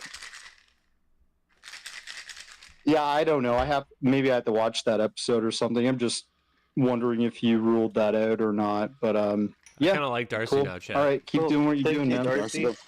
The footage is in the. It's actually in the podcast. It's towards the end. I don't know the exact timestamp, but you can scroll. If you scroll the timestamps on the chat, find the footage. You can see there's like a timestamp that says "Sky watching." The night before, he believes a guy laid by aliens, and if you scrub your cursor over, you'll see that we like throw the video stuff on top of the podcast. And guys, he's not a scientist. I think we can leave it at that, right? For sure. Cool. All right, I'll check it out. Have a good one. Cool. Thank you. All right, next Ocean, and then Matt Monroe. There's a lot of hands, so if you could just keep the questions for Danny and keep them short. Thank you. Of course, yeah, I'll drop out to make more space after this because I'm only here for a moment. But I wanted to share with you guys, I put it in the nest. It's a ways back now, but it's a type of remote viewing called Thought Projection Acquisition, or TPA. Everything else about it is classified. I'm curious if any of you guys, Danny or anyone else, has heard of this thought projection acquisition technology. Guys, the more I drink, the more likely it is that I troll Danny. Phenomenon, or like reporting the phenomenon, that type of stuff. 30 to 40 feet above his head. Skyfire, is that really what he I'm loving said? It. Yeah, thanks. Yeah, this is getting kind of nonsense now. Hey, I've never heard of that. I'm sorry. What's interesting is that's Rick Dodie, who she put up there in the nest. He commented on the video we clipped earlier where Sheehan's talking about that the Senate Select Intelligence Committee has proof that there's non-human bodies, like extraterrestrial bodies, and Rick Dodie said this is all true or something like that. So fun little connection there. Matt Monroe, what's your question for Danny? Rick Dodie commented on the clip from the Sheehan podcast? Yes. Yeah, I'll put it up in the net. Yes. Danny, did you know that Rick Dodie comes into spaces all the time? He does. It's true. I had no idea. I actually would like to get him on the podcast. Oh, that'd be really good. That would be fine. We talked to him like once a week. and he just thing after thing after thing after thing after thing. If you ask him anything, he'll tell you anything. Yeah, I mean, he's like 80 something. Send him down. Well, my question, like I'm looking in Harold Hovenmeyer's UFOs and Alien Abduction Phenomenon, a scientific analysis, which the Bledsoes, Hal Povenmire, their connection isn't like a secret or anything. So my question is, like, what did they tell you about that? There's like a plant down the street, that, some people have talked about the water, being, unsafe for some of the fish. And, there's that plant right upstream. I wonder if y'all had any conversations. I mean, if you look at it now, it looks like one of those solar cell farms. You know what I'm talking about, Danny? I have no fucking clue what you're talking about. Are you talking about where Bledsoe lives in North Carolina? Where the incident happened? Like, it says that, like, to specify, it was like a, they went down to the Cape Fear River. It says it was clear, cold day, blah, blah. He was commercial thirst, blah, blah. Let me see. Shortly before completely dark, Chris walked about a quarter of a mile west from the rest back toward the entrance road, Horsetail Road on Marsh Road. This road goes approximately 150 yards due east and then becomes a secondary road, which curves to the southeast down the Cape Fear River. His goal was to watch the wildlife. After he'd walked approximately 200 feet from the fishing site, he heard noises in the woods, which is some more wildlife. Well, if you look at, like, you take Google Earth and you look up Horsetail Road, Marsh Road. Darcy, why are you thumbs down? And because I've looked at this on Google Maps, and there's a plant. Darcy, where's There's Darcy? I love Darcy even more now. And there were some environmental reports from that plant. Where'd he go? Upriver. There he is. So I was curious if that was discussed because the No, we didn't discuss anything like that. I don't know. I don't know anything about that, man. Okay, well, you can find it in Hal Povenmire's book if you're curious. Well, thank you, Matt. Thank you, Matt. Go ahead, Shane. Yeah, I've watched your Chris Sean. Bledsoe podcast, man. I get that you had an experience. Here's my thing about summoning UFOs. I get that you had an experience with him, Danny. That's great. But why isn't he doing this on the news? If you can summon aliens or orbs, then why aren't you doing it on the news? Why aren't you doing it in a public forum? I get that you're Here we go. Here we go. You. Oh yeah, I love this. Why isn't he doing it on the news? Why isn't he doing this in some way we can understand it? He won't. Yes, finally, Shane. He did do it on the History Channel as well. Finally, Shane. On the History Channel, I'm friends with people who work for the History Channel. It's all bullshit. But Shane, Danny interviewed Chris Bledsoe, and that's all he did. He's not investigating the case, and he's not. No, that's not true. He said that he went to the beach and saw orbs and UFOs. He did. That's what he just said. He did say that. Why aren't you? He did say Why that. aren't you? I don't give a shit what you're trying to say. Why aren't you doing it on the public news forum? If you can summon aliens, I knew if Shane you can was give gonna me blow up, dude. disclosure, why aren't you doing it on the news instead of going on a public podcast, a popular podcast that I love? By the way, big fan of Danny.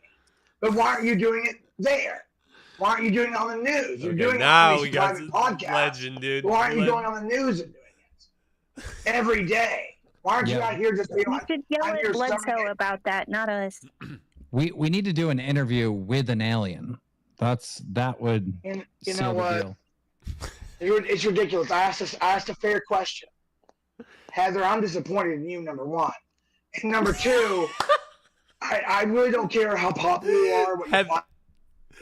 Here's the thing, fangirling Danny, hard, I'm really dude. glad you're here. I'm happy for your time. Yeah, I really appreciate it. I don't think you can answer these questions. I knew he was gonna blow up, dude. I knew it was Bledsoe. matter time. And to He's be not Chris honest, Bledsoe. to be honest, I really think that your podcast pulled more views than the local news. That's my opinion. That's what I think. But you have time for some more questions, Danny. Yo, Thank why you so we much. censoring Shane? I was loving that. Yeah, I let him want go. to hear Let him cook, Shane guys. go. Why are we censoring Shane? Go ahead, Heather. we What up dropped him again? down. Danny, I'm going to ask you two super random, super I'm quick messaging Shane questions, right now. not pertaining to I'm messaging anything Shane right now. that we Where talked is he? about tonight. Number one, what is your Where's he in my favorite DMs? color? And number two, what is your favorite dinosaur? color? And dinosaur? What?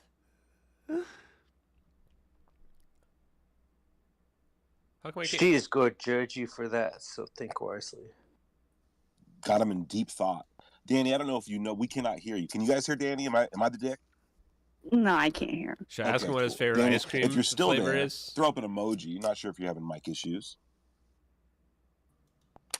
He's You crying. know what's really crazy is Bigfoot has been trending for a week, and it's trending on Twitter Where's because Shane? of Nicki Minaj's new song, Bigfoot, right?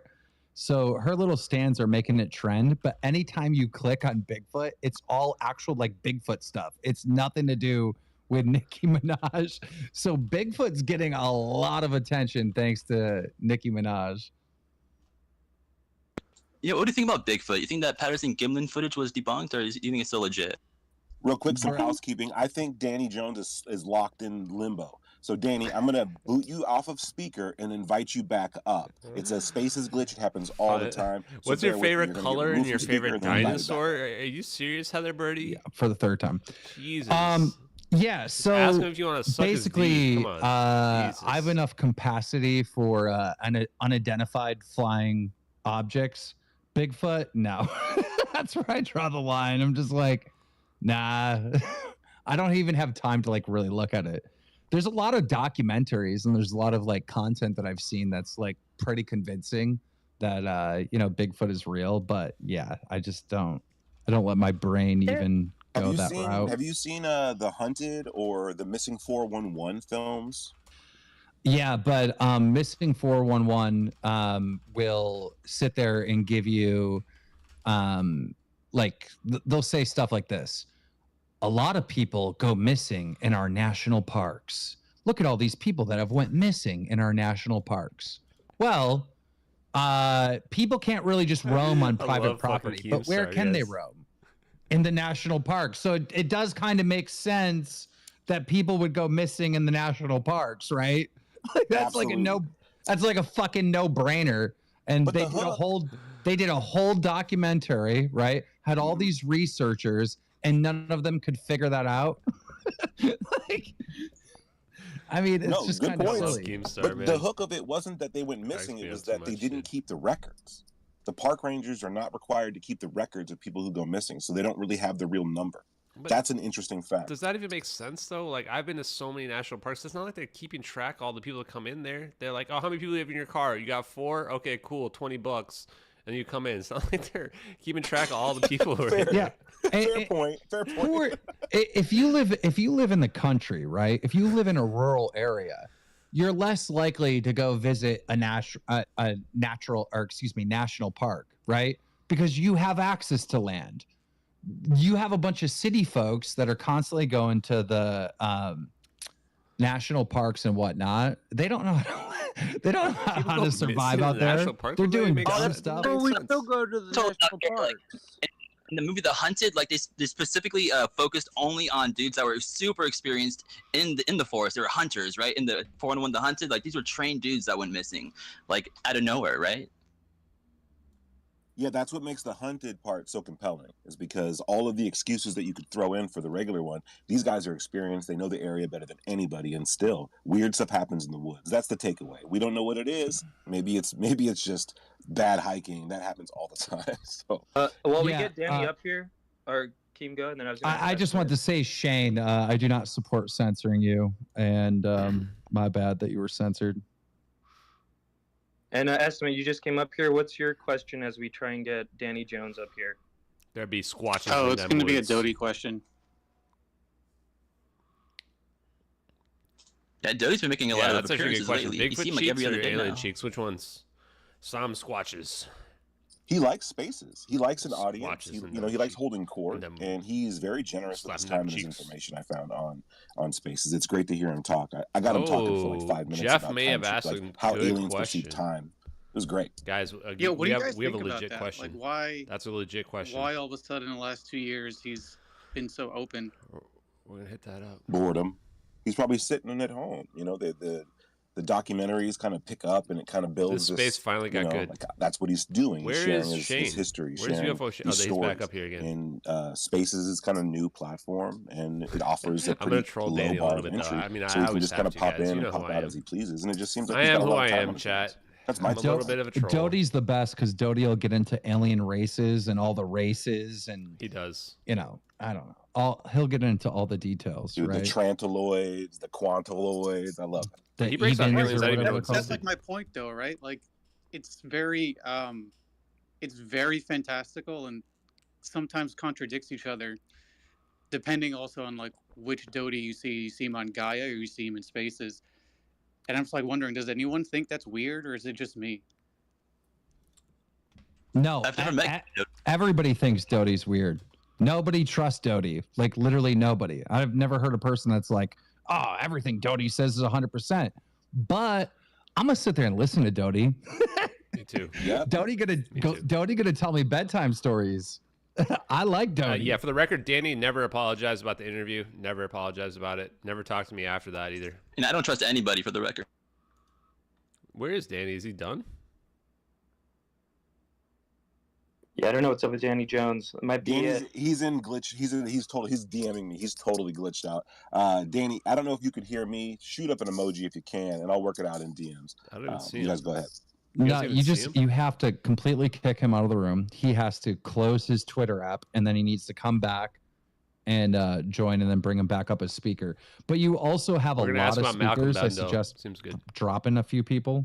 Do we really that have might that help many? as Not well. Really. There's only like 8 speakers. Cool. We'll try it all. How many speakers do you see? I only see like 6, 5. I see 1, 2, 3, 4, 5, 6, 7, 8, 9, 10. I see 10. Oh, that's your So, screen. You're messed up. Yeah. I don't know. God, Or- your mic sounds so good, Keemstar.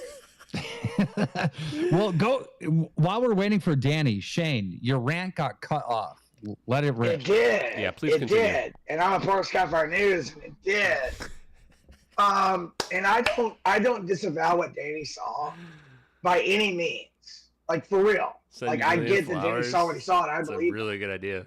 But if you can, like, listen, if you have supernatural powers and you can summon aliens, then contact Keemstar, right? Contact me, contact anyone, contact CNN, contact NBC, and go forth and summon the UFOs on a news station. Don't do it for the podcast that has a lot of views that you could totally set up behind the scenes. You know, we don't. I'm not a Chris Bledsoe believer. To be fair, but I don't disbelieve him. You know, to be honest, Just cook, baby. Just cook. I don't know what's going on there. But if you can, all I'm saying is, if you have What did he say to me? superpowers, which summoning aliens is a superpower, then do it show everyone. Please, God, do that. Because I'm here fighting for disclosure just like all of you. And it would make my job a lot easier. But it never happens. They go on a popular podcast and they do these things and they summon UFOs. And, you know, Chris Bledsoe says, I'm healing people, but he talked to Grant Cameron, who was still fighting cancer. But at one point he said he was being healed by Chris Bledsoe. It didn't turn out to go so well for him. These are all facts. Wait a minute. I've never heard Chris Bledsoe say he's healing people. I've heard him say he's praying for Dude, people that are sick. there's a whole part of Danny Jones's podcast. If you go and look at it, it's at let me see real quick. Healing Powers at 251:44, where he talks about the healing powers of the lady and the stuff he summons. That's on Danny Jones's podcast. Yeah, but isn't he talking about his personal illness that was cured? Yeah, but it also talks about in UFO of God. By the way, the ball's on you to name your book the UFO of God. But I've talked to people who have looked for healing from these things. Dwayne from Blind Frog Ranch, which turned out to be total bullshit because I interviewed people that worked for Dwayne, and they said that it never even happened the way he said it happened on Discovery Channel because he has a TV show or whatever. It's all turned out to be bullshit. So I don't care if you're healing people or you're doing whatever, King. If you can summon UFOs, bro, then call you King because you're very accessible. Well, call Shane, have you go out there and see the UFOs? Shane, can I ask you a question? So, you know Sean from the community. He hosts spaces once in a while. He's bringing the experiencer. receipts. He hates me. That guy He's bringing the receipts. He's a UFO summoner. I mean, this guy he does say healing goes powers. outside and he films UFOs like every day. Yeah, Posted on his... he hates me because I call him Bringing the receipts, chat. Well, what do you think's going on there? Because he's filming videos of UFOs all the time. So I read how did about you this call in him on my his book. bullshit? There was a lady by the name of I was Sheehan, with Sean. I just felt very that, close you know, to how you have a me bullshit and this detector. family. Guys, I just we don't met get her. Bledsoe. I met her. And I literally told him, like, then go do it. You know, like, I don't care if you're doing it for a select group. That's what Stephen Greer does. He does it for a select group. If you can summon aliens, if you can summon a starship from the Pleiadian galaxy or whatever, then do it in front of something that means something. Don't just do it in front of true believers. You know, like I don't discredit what Danny Jones saw by any means, but that's great, and you should take that and lead on to it and show me the truth. How do you feel about him, Billy Carson? I fucking hate Billy Carson. Billy Carson steals from kids. He sells raffles for cars, and Danny Jones has him on his podcast. Billy Carson, I know people who work for Gaia, and they told me how much they have to deal with Billy Carson behind the scenes, and it's ridiculous. That dude knows nothing about these things. Real quick, this would be a good time to remind everyone that UFO Shane's views are his own and do not reflect Skyfire News. Go ahead. Look, if the Anunnaki, let me just be clear, if the He Anunnaki is right about came Billy here for Carson. gold, if they came here for gold, then they passed up a real lot quick of, though. a lot of asteroids that had a Can I bunch of just gold. say? Can I just say, Red Panda's views are his own and do not reflect Skyfire News. Guilty by association, Keem. Guilty by association. Now, look, I know that my views are crazy and outlandish, but if like Billy Carson, the Anunnaki, that's what he talks about. He talks about he doesn't talk about the cylinders. He doesn't give you the cylinder numbers. Rebirth will come in here in spaces and he'll talk about the exact Top Red cylinders, wants to come up. Where is he? the exact books. He'll tell you exactly how it goes, why Where is Zachariah he? Sitchin was wrong. He'll talk to let's bring people this guy who up. follow Zachariah Sitchin. He does a really good job of that, but I don't get see no Top Red. listeners when I do that because it's boring. Right? We talk about social media and how boring it is sometimes. But if the Anunnaki came here for gold and they manipulated an entire race to farm that gold, you have to imagine they bypassed all of these asteroids and meteorites or whatever the fuck that were I have no filled idea what with he's gold. talking about. But they came here and then spent their time making a whole human race for gold. And then you have to think about Michael Tellinger. And Michael Tellinger says the same I'm gonna shit. troll Danny for But sure. now he's in the mud fossils. And he's talking about 180 Guys, I foot can't help it. giants. I can't help It's it. ridiculous. That's who I am. Billy Carson sells cars to people with raffle and never gives them the car. He's stolen money from kids in a GoFundMe. But that doesn't come up in these. I'm not here to pander Chad, to I'm losing anyone. my mind. Like at all. Danny Jones, Julian Doherty, Joe Rogan. I don't care. I just want the truth. I would because listen I to know the Shane paranormal all night exists. long next to the I know it's bonfire. real, but I'm not here All to night. listen to or pander to this garbage. And I'm not going to be silenced on that. Yeah, but hold on. Danny Jones is good just now. interviewing people, right? Like Danny Totally Jones. agree. Danny Jones's only claims to seeing a UFO is that he was hanging out with Chris Bledsoe For 2.5 hours on the and beach. after what was it, 2 hours? He started seeing orbs in the distance. 2.5 And if hours. he's hanging out with him and seeing these UFOs, they should have called CNN the very next day. All right. And they should have said, Shane, not to I'm censor you, but real seeing quick, some housekeeping co-hosts. Send No, Danny just Jones' censor me in podcast an invite. He's down there waiting to come up. For some reason, I don't know if mine are going out, but if you can do that, that'd be awesome. Shane, go ahead. Where is he? look, I'm not trying to Oh, get there the he is. platform here. Oh, there's And Top I Red. believe that Danny saw what he saw. Get Top Red up here. Jeremy Reese's podcast has 970,000 views on his show. And Jeremy talks about these bullshitters in the UFO community. It's one of his largest things. Ben Ulrich talked about demons and angels, and it has 300,000 views. Where's Top Red? Top Red request. You know, like you have to follow the social media numbers here. But if you're going out to a beach with someone and they're summoning aliens from the fucking ocean, then call CNN, call CNBC, do it again with news, with the news, instead of doing it for yourself for your fucking podcast. You know, like I mean, honestly, we're just looking for the truth here. That's what we're here for. Shane just cracks. I'm not up. here for your numbers. I'm not here for your popularity or your gains. But if you're telling me that you were with a dude who summoned aliens, then do that shit in a way that is popular. Okay, I think we got it, Shane. You're going a little bit in circles. Go ahead, Logan. Logan, you there? I was just helping to put out that whole block thing. But yeah, Where's Danny? Get him he up in here. But I was actually he does upload those orb videos to like his Instagram like every day, doesn't he? And I don't know, I don't put it on like Chris Bledsoe to like force his like orb videos onto like the news or make him interested in that kind of stuff, just to I don't know, be devil's advocate there a little bit. Shane's going on. But he's still selling a platform. He's still selling these things to these Instagrams and these things that you're talking about. He posted on his thing where people agree with him. If you're summoning aliens, the bottom line is, if you're summoning aliens, then do it so we can get that out to the people. I'm all for it. Where's Danny? I Can am you get literally up there? all for it. If you can walk out in your fucking backyard and summon aliens, then show me on a popular platform. Like, show me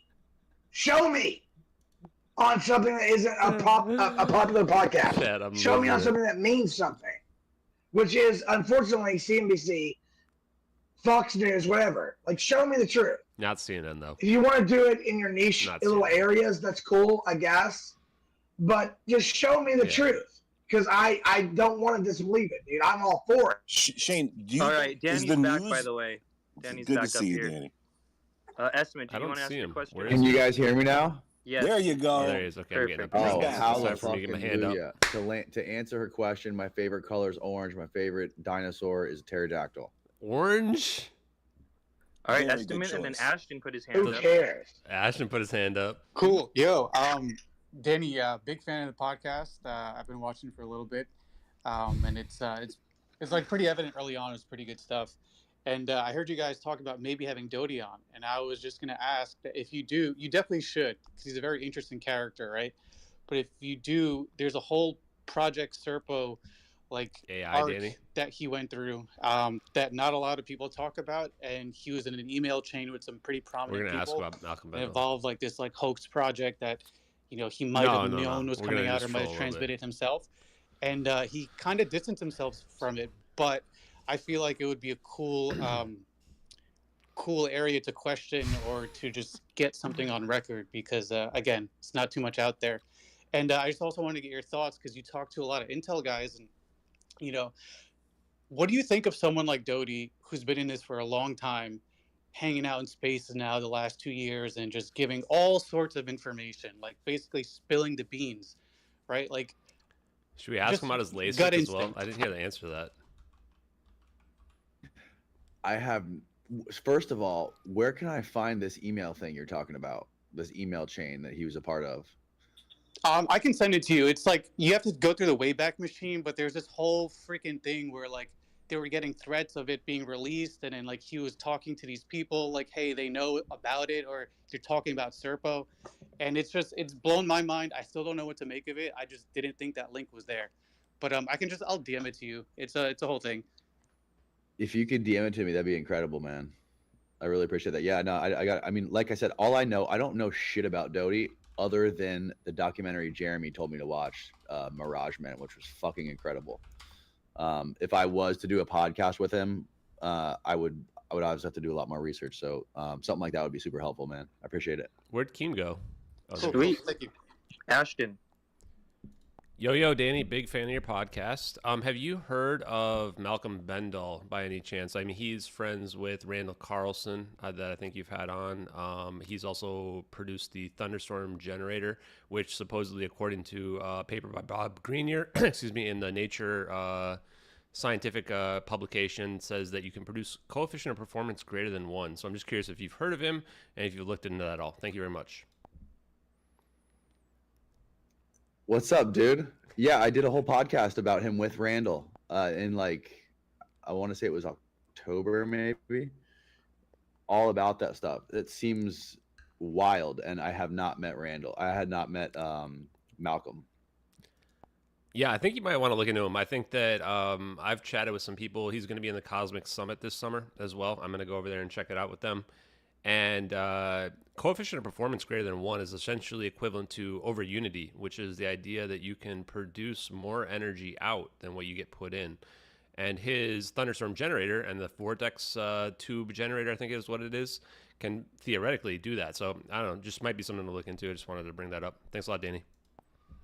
Yeah, me and Randall did a whole podcast on this in October, and he literally walked me through like 3 hours worth of PowerPoints and showed me all these videos of them retrofitting the plasmoid generator to like diesel generators and like this mini power plant somewhere, and they retrofitted it to a car. I had to trum a little to bit. a bunch of shit. It seems wild. I guess there was some Tesla conference where they brought it to, and they were demonstrating how it worked. It seems super interesting. I think it's kind of weird how the guy, I don't know if you watched any of the videos on his website, but the guy talks about how he injects the plasmoids into his own body. Like I said, I haven't met the guy, but it seems like there's some funky stuff going on. Yeah, I think he like went on Rogan and they never produced it because like Rogan's producer thought it was full of crap or something. But I've talked to people and apparently it's like not only does it produce like 0 emissions, but also the plasmoids then get pumped back into the engine and increase the efficiency as well, which seems pretty incredible, right? But like essentially what it boils down to is this idea of like cold fusion at high temperatures, which is honestly could be revolutionary if it's true. And apparently there are people who like, I think it was Brad Pitt and Steve Jobs' wife are investing in some of these companies as well. So it's just pretty wild. Anyway, thanks a lot, Danny. Yeah, they were in the podcast that I did with Randall. He was showing that like they were holding this sort of like this carbon emissions detector thing that like measures how much carbon's in the air. They were holding it like in the room, in the middle of the room, and it was showing how much carbon there was. And they would put it right behind the exhaust pipe of the generator that they plugged in the plasmoid thing into, and the air was cleaner right outside of like right where the exhaust was coming out. So it was creating cleaner air than just whatever existed in the room. It was pretty fucking wild. And he told the story about how they how he went on Rogan, and Rogan just basically just was ripping that guy a new asshole for like the first 2 hours of the podcast. And then he walked up to Randall after the show was over and he's like, yo, I'm going to sit on this for a little while because I need to vet this guy, but I don't know if he'll ever release it. Thanks for the insights. Appreciate it. I wonder how rare that is for Rogan, to not air an episode. Very interesting. Good question, Ashton. We got some new hands in here. We're going to get over Top to Brad, and then Logan, and then probably wrap up. You like how I can just... I think so. I think it's a good... Completely control my reaction. Hey guys, great conversation. These spaces, each one gets better and better. Danny, all the accolades that everybody's thrown you, I can 100% all that. I've watched you back when you used to skateboard and have your dad on and stuff. But your approach with Ashton Forbes, I thought was very disrespectful, regardless of whether the belief or not, whether he was bringing to you was true. And I'm just curious, just to let you know, I will never come back to your show. I told him not to do this and won't come back until I hear an apology. I'm old school, and I'm just curious as to what your thoughts are on Ashton Forbes now, since he's been proven to be 100% honest man. Thank you. I don't have any problems. Is this working? Hello? Saying anything. Can you hear me? We hear you. Yep. Sounding good. It's because I'm still muted. I think Ashton's a great guy. I like him. I was talking to him on the space. It's just the podcasts are podcasts, man. It's just talking. Like it's just we're going back and forth talking about shit. It was whatever you saw. I didn't think I was being disrespectful. I think that we were just having a conversation, and sometimes I disagree with shit, and I tried to do it in a calm and rational way. And when I feel like somebody says some unreasonable shit, I'm gonna call it out. It's just a conversation. It's nothing personal against Ashton. But if you unsubscribed, then I'm sorry to see you go, man. Just to be clear, I don't have anything against Danny, right? When it comes to all the stuff that I've been talking about, I'm talking about some pretty crazy shit. It's hard to believe. That's the reality of it, right? Now, do I think that's going to check out in the future? Absolutely. But I don't think people should hold that against Danny or anybody else who thinks that it's too hard to believe or that thinks that I'm being deceitful in any way. So I don't want people to be attacking people that have been having me on or whatever. So that's all I want to be made clear. So thanks a lot, Danny. I appreciate you talking to me, man. Absolutely, dude. Beautiful to see. Logan? Sure. I asked this earlier a little bit, but I should be more specific. Maybe. It was about like your take on the whole like UFO thing. Like what's your take on alien visitation to our planet? Do you think aliens have visited us, or maybe have they like crashed here even, and that the government knows about it and has just been covering it up? Do you think maybe aliens exist but they never visited us? I mean, I wonder like what your stance was there. I don't really have a stance, man. I think the answer is yes to all the above. I think it's absolutely all possible. I think wherever they're from, there's definitely some other shit coming here, some shit that we might not be able to perceive, or maybe some I don't have shit anything that's really good at hiding, the truth, man. or some really stuff don't. that is also government really psyops. I think it all could be true.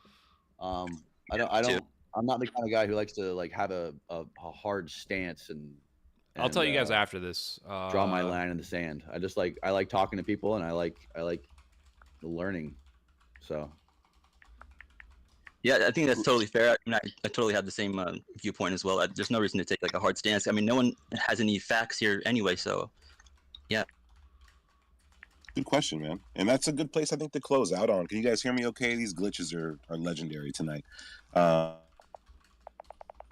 Danny, I can't thank you enough for being here. Throw a thumbs down if my mic cuts out. I don't know what's going on, but this microphone, bro. This microphone. It kept saying you were having connection issues. Yeah, I'm not. I got full bars. Everything's good. But all this, I can hear everybody fine. But, you know, it is what it is. Guys, we're going to close this out on that note with that last question from Logan. I want to thank all the speakers. I got to thank Danny.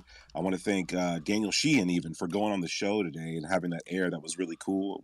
We all got a lot to look through. If you guys want to go to Danny's YouTube channel, he's got so many videos, so many interviews. I think the number's over 200, and they're all bangers. That's how I feel. I've gone through it. I went back years and found stuff that I thought was really valuable and worthwhile.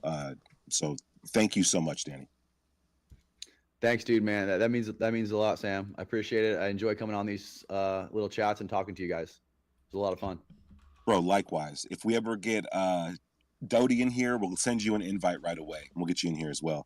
For those who didn't get a chance to speak, sorry. We have spaces every week, sometimes multiple times a week. Every Friday, we catch up on the news, catch our spaces then. And during these big events, we love having guests like Danny come on and kind of fill us in with what's happening on the daily. Give Skyfire News a follow. Give Danny Jones a follow. And again, thank you so much, Danny. Thanks to you for what you do. And until next time, guys, Skyfire News. Peace. Well, that got good at the end, chat. That got good at the end. Wow.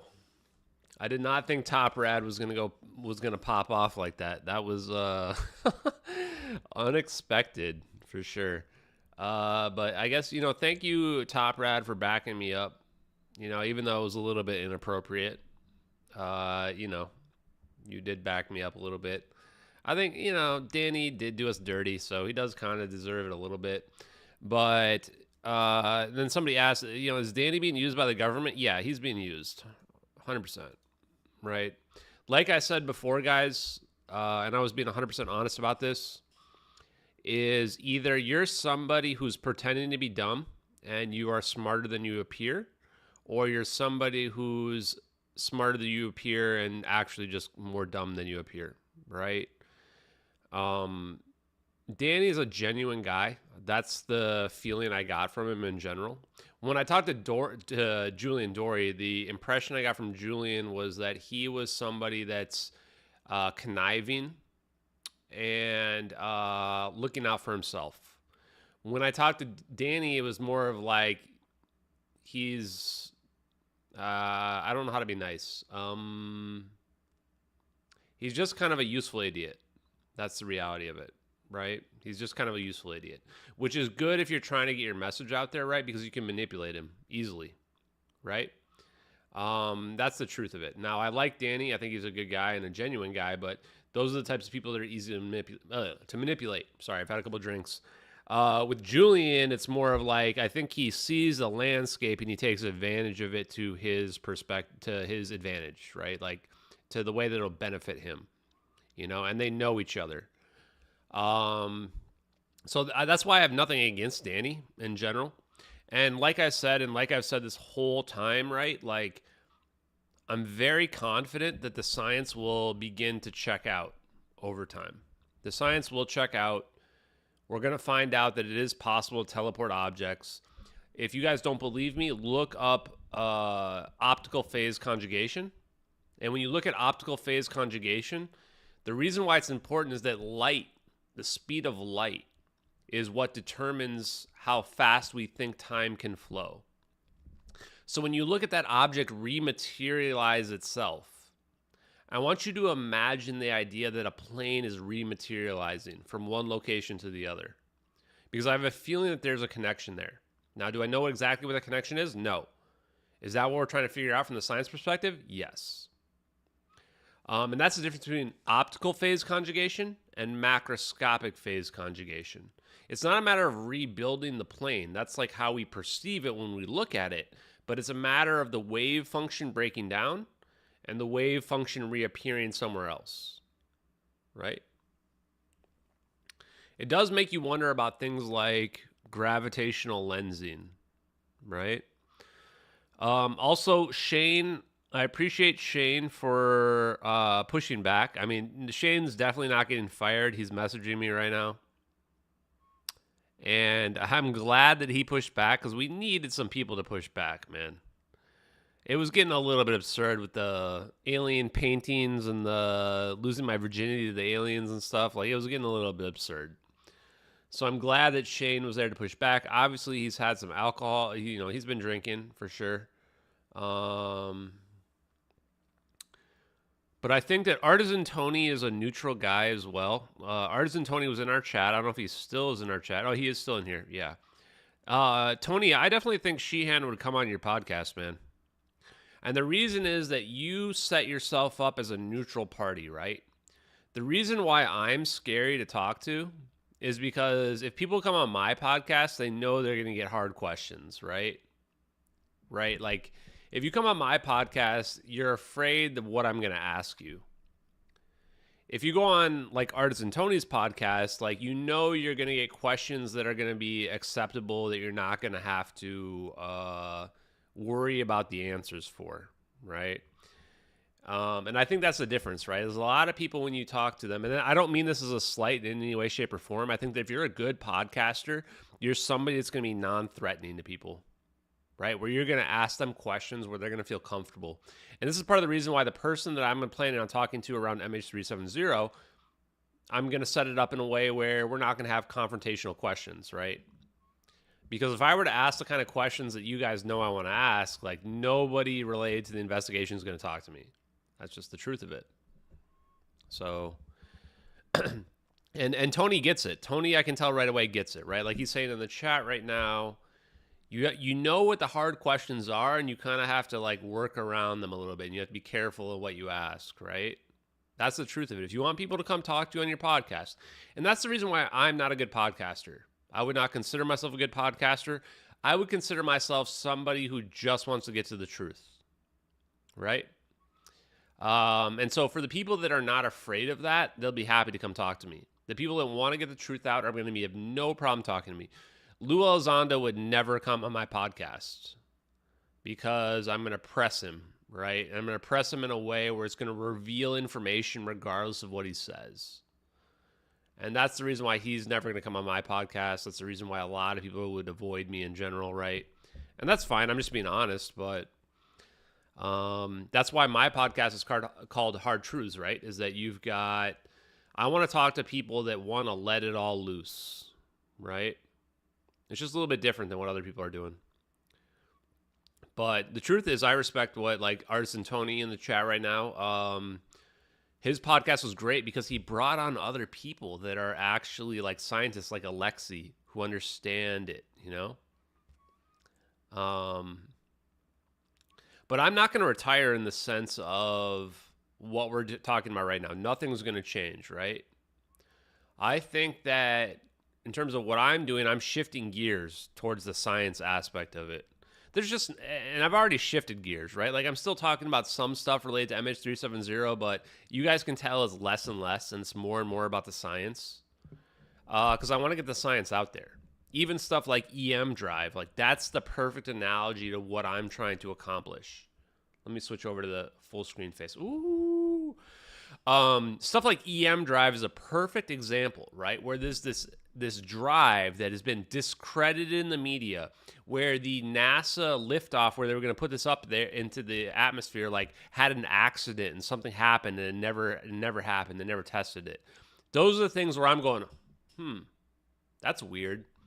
Why did that randomly happen? After NASA supposedly tested it out and they found some level of propulsion. It's a small amount, but they still found some. Stuff like LK99. Like LK99 is going to kick up in March. I have a very strong feeling. There supposedly is supposed to be a new video that's going to drop, similar to the ones that we already showed, which I'll pull up. Hold on. Wait, chat. Wait for it. I love showing this video, right? Okay, you can see it. Because we're looking at a freaking rock at room temperature just levitating in front of a magnet. Look at this. Look at this. Look at this shit. It's flux spinning. And the part here that's so important is the magnet is not underneath it. It's to the side. It goes to show you this rock is just straight up levitating. This is Meissner effect right here. They even wiggle it around. If we get more videos like this, I mean, it gets to the point where, like, how many videos do I need in order to prove we're looking at superconductive material, right? And Dave Rossi, now that I've spoiled that, he's posted, and I think I've retweeted some of his stuff, like at least 2 different papers about superconductive materials that go back to like the 60s, where they might have already figured this out. It's a matter of it being like a thin film as opposed to necessarily like a hard rock. I mean, I don't know what the secret is, but we'll figure it out. I guarantee you that, chat. Oh, wow. Dorian, that's wild that you mentioned that. So Dorian Kuteni, I don't know how to say your last name. He says the Earth is a giant capacitor, so this is possible. For a second there, you confused me because I thought you were talking about the Investigate Earth podcast, because Dave Rossi literally says that on the Investigate Earth podcast. Ghost, why are you so upset? Why are you so upset, dude?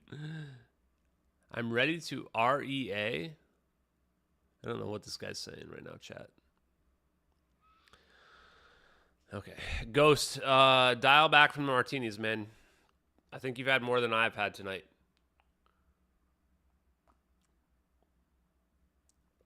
Kuteni. Oh, Kuteni. Okay. Dorian Kuteni. Yeah, check out the podcast with me and Dave Rossi tomorrow on Investigate Earth, because he literally mentions the fact that the Earth is a giant capacitor. Ghost, why are you so upset, man? Ghost, I thought we were cool, man. Why are you so upset? Anyway, let's see. Anything else we want to talk about? Woo. Poor Ghost, man. He's having a hard time tonight.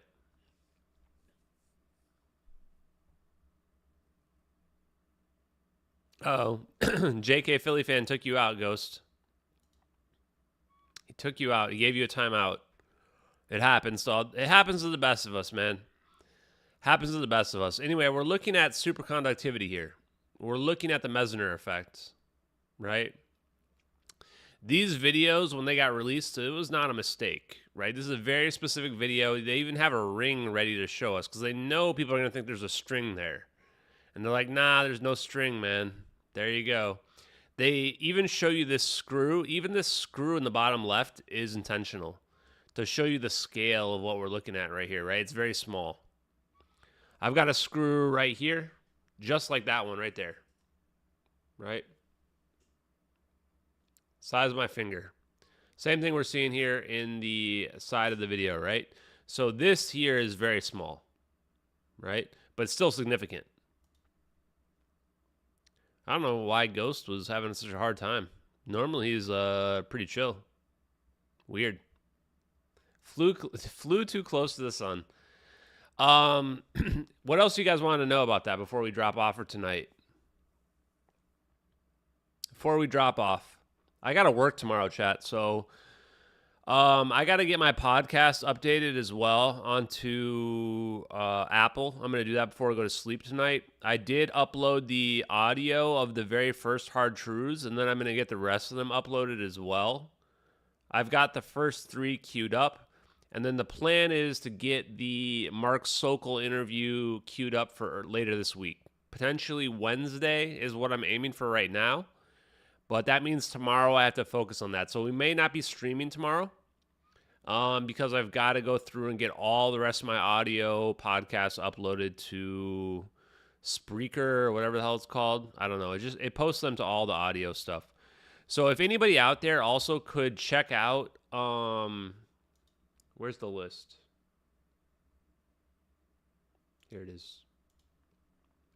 If somebody can check out Spotify and make sure you can find Hard Truths, and make sure that the Salvatore Pius one works, that would be great. Artisan Tony, man, thanks a lot for being in the chat tonight, man. I appreciate you, buddy. Have a great night, man. I'll talk to you soon. That'd be awesome. I want to make sure that somebody can check out the Spotify and make sure it works. Oh, Tracy Scott did some 1-minute clips. That should be great. I'm looking forward to it. Mara Posita, hopefully I'm saying your name correctly. What about bismuth? Bismuth seems to be the secret material, the secret element. And what I mean by that is it's like the layer in between the other ones, right? You've got your magnesium, bismuth, and then you've got your zinc. And the bismuth acts as like the layer, the insulator between them, so that the outside can function differently from the inside. So if you believe in UFOs, then I think that that's the combination: magnesium, bismuth, zinc, right? At layers that are atomic layers, like a metamaterial would be. But I don't know that's necessary. I think that what we produce, when we produce the spheres, like you see in the MH370 videos, that's not necessarily what's required. I think it's a little bit different than that. Anyway, Ghost, I don't know why you're so upset, but send it to me later, and we'll talk about it tomorrow. I'm going to go to sleep, guys. You guys have a great evening. Thank you very much. If you're not in the Discord and you want to be in the Discord, I will go ahead and post an invite. Make sure you introduce yourselves and make sure you do the verification, okay? I'm going to do a 10-use one here that will last for 1 day. So the first 10 people to use this can join our Discord. And you can look through all the evidence that we've posted. You can join the chat, whatever you guys want. I appreciate you guys. And otherwise, have a good night. There's a pretty good chance we'll stream tomorrow. But if I'm behind on my podcast stuff, then I might not be streaming tomorrow. But I will post in Discord one way or another. Have a great night, everybody. Thank you for joining, and I appreciate you. Peace, everybody.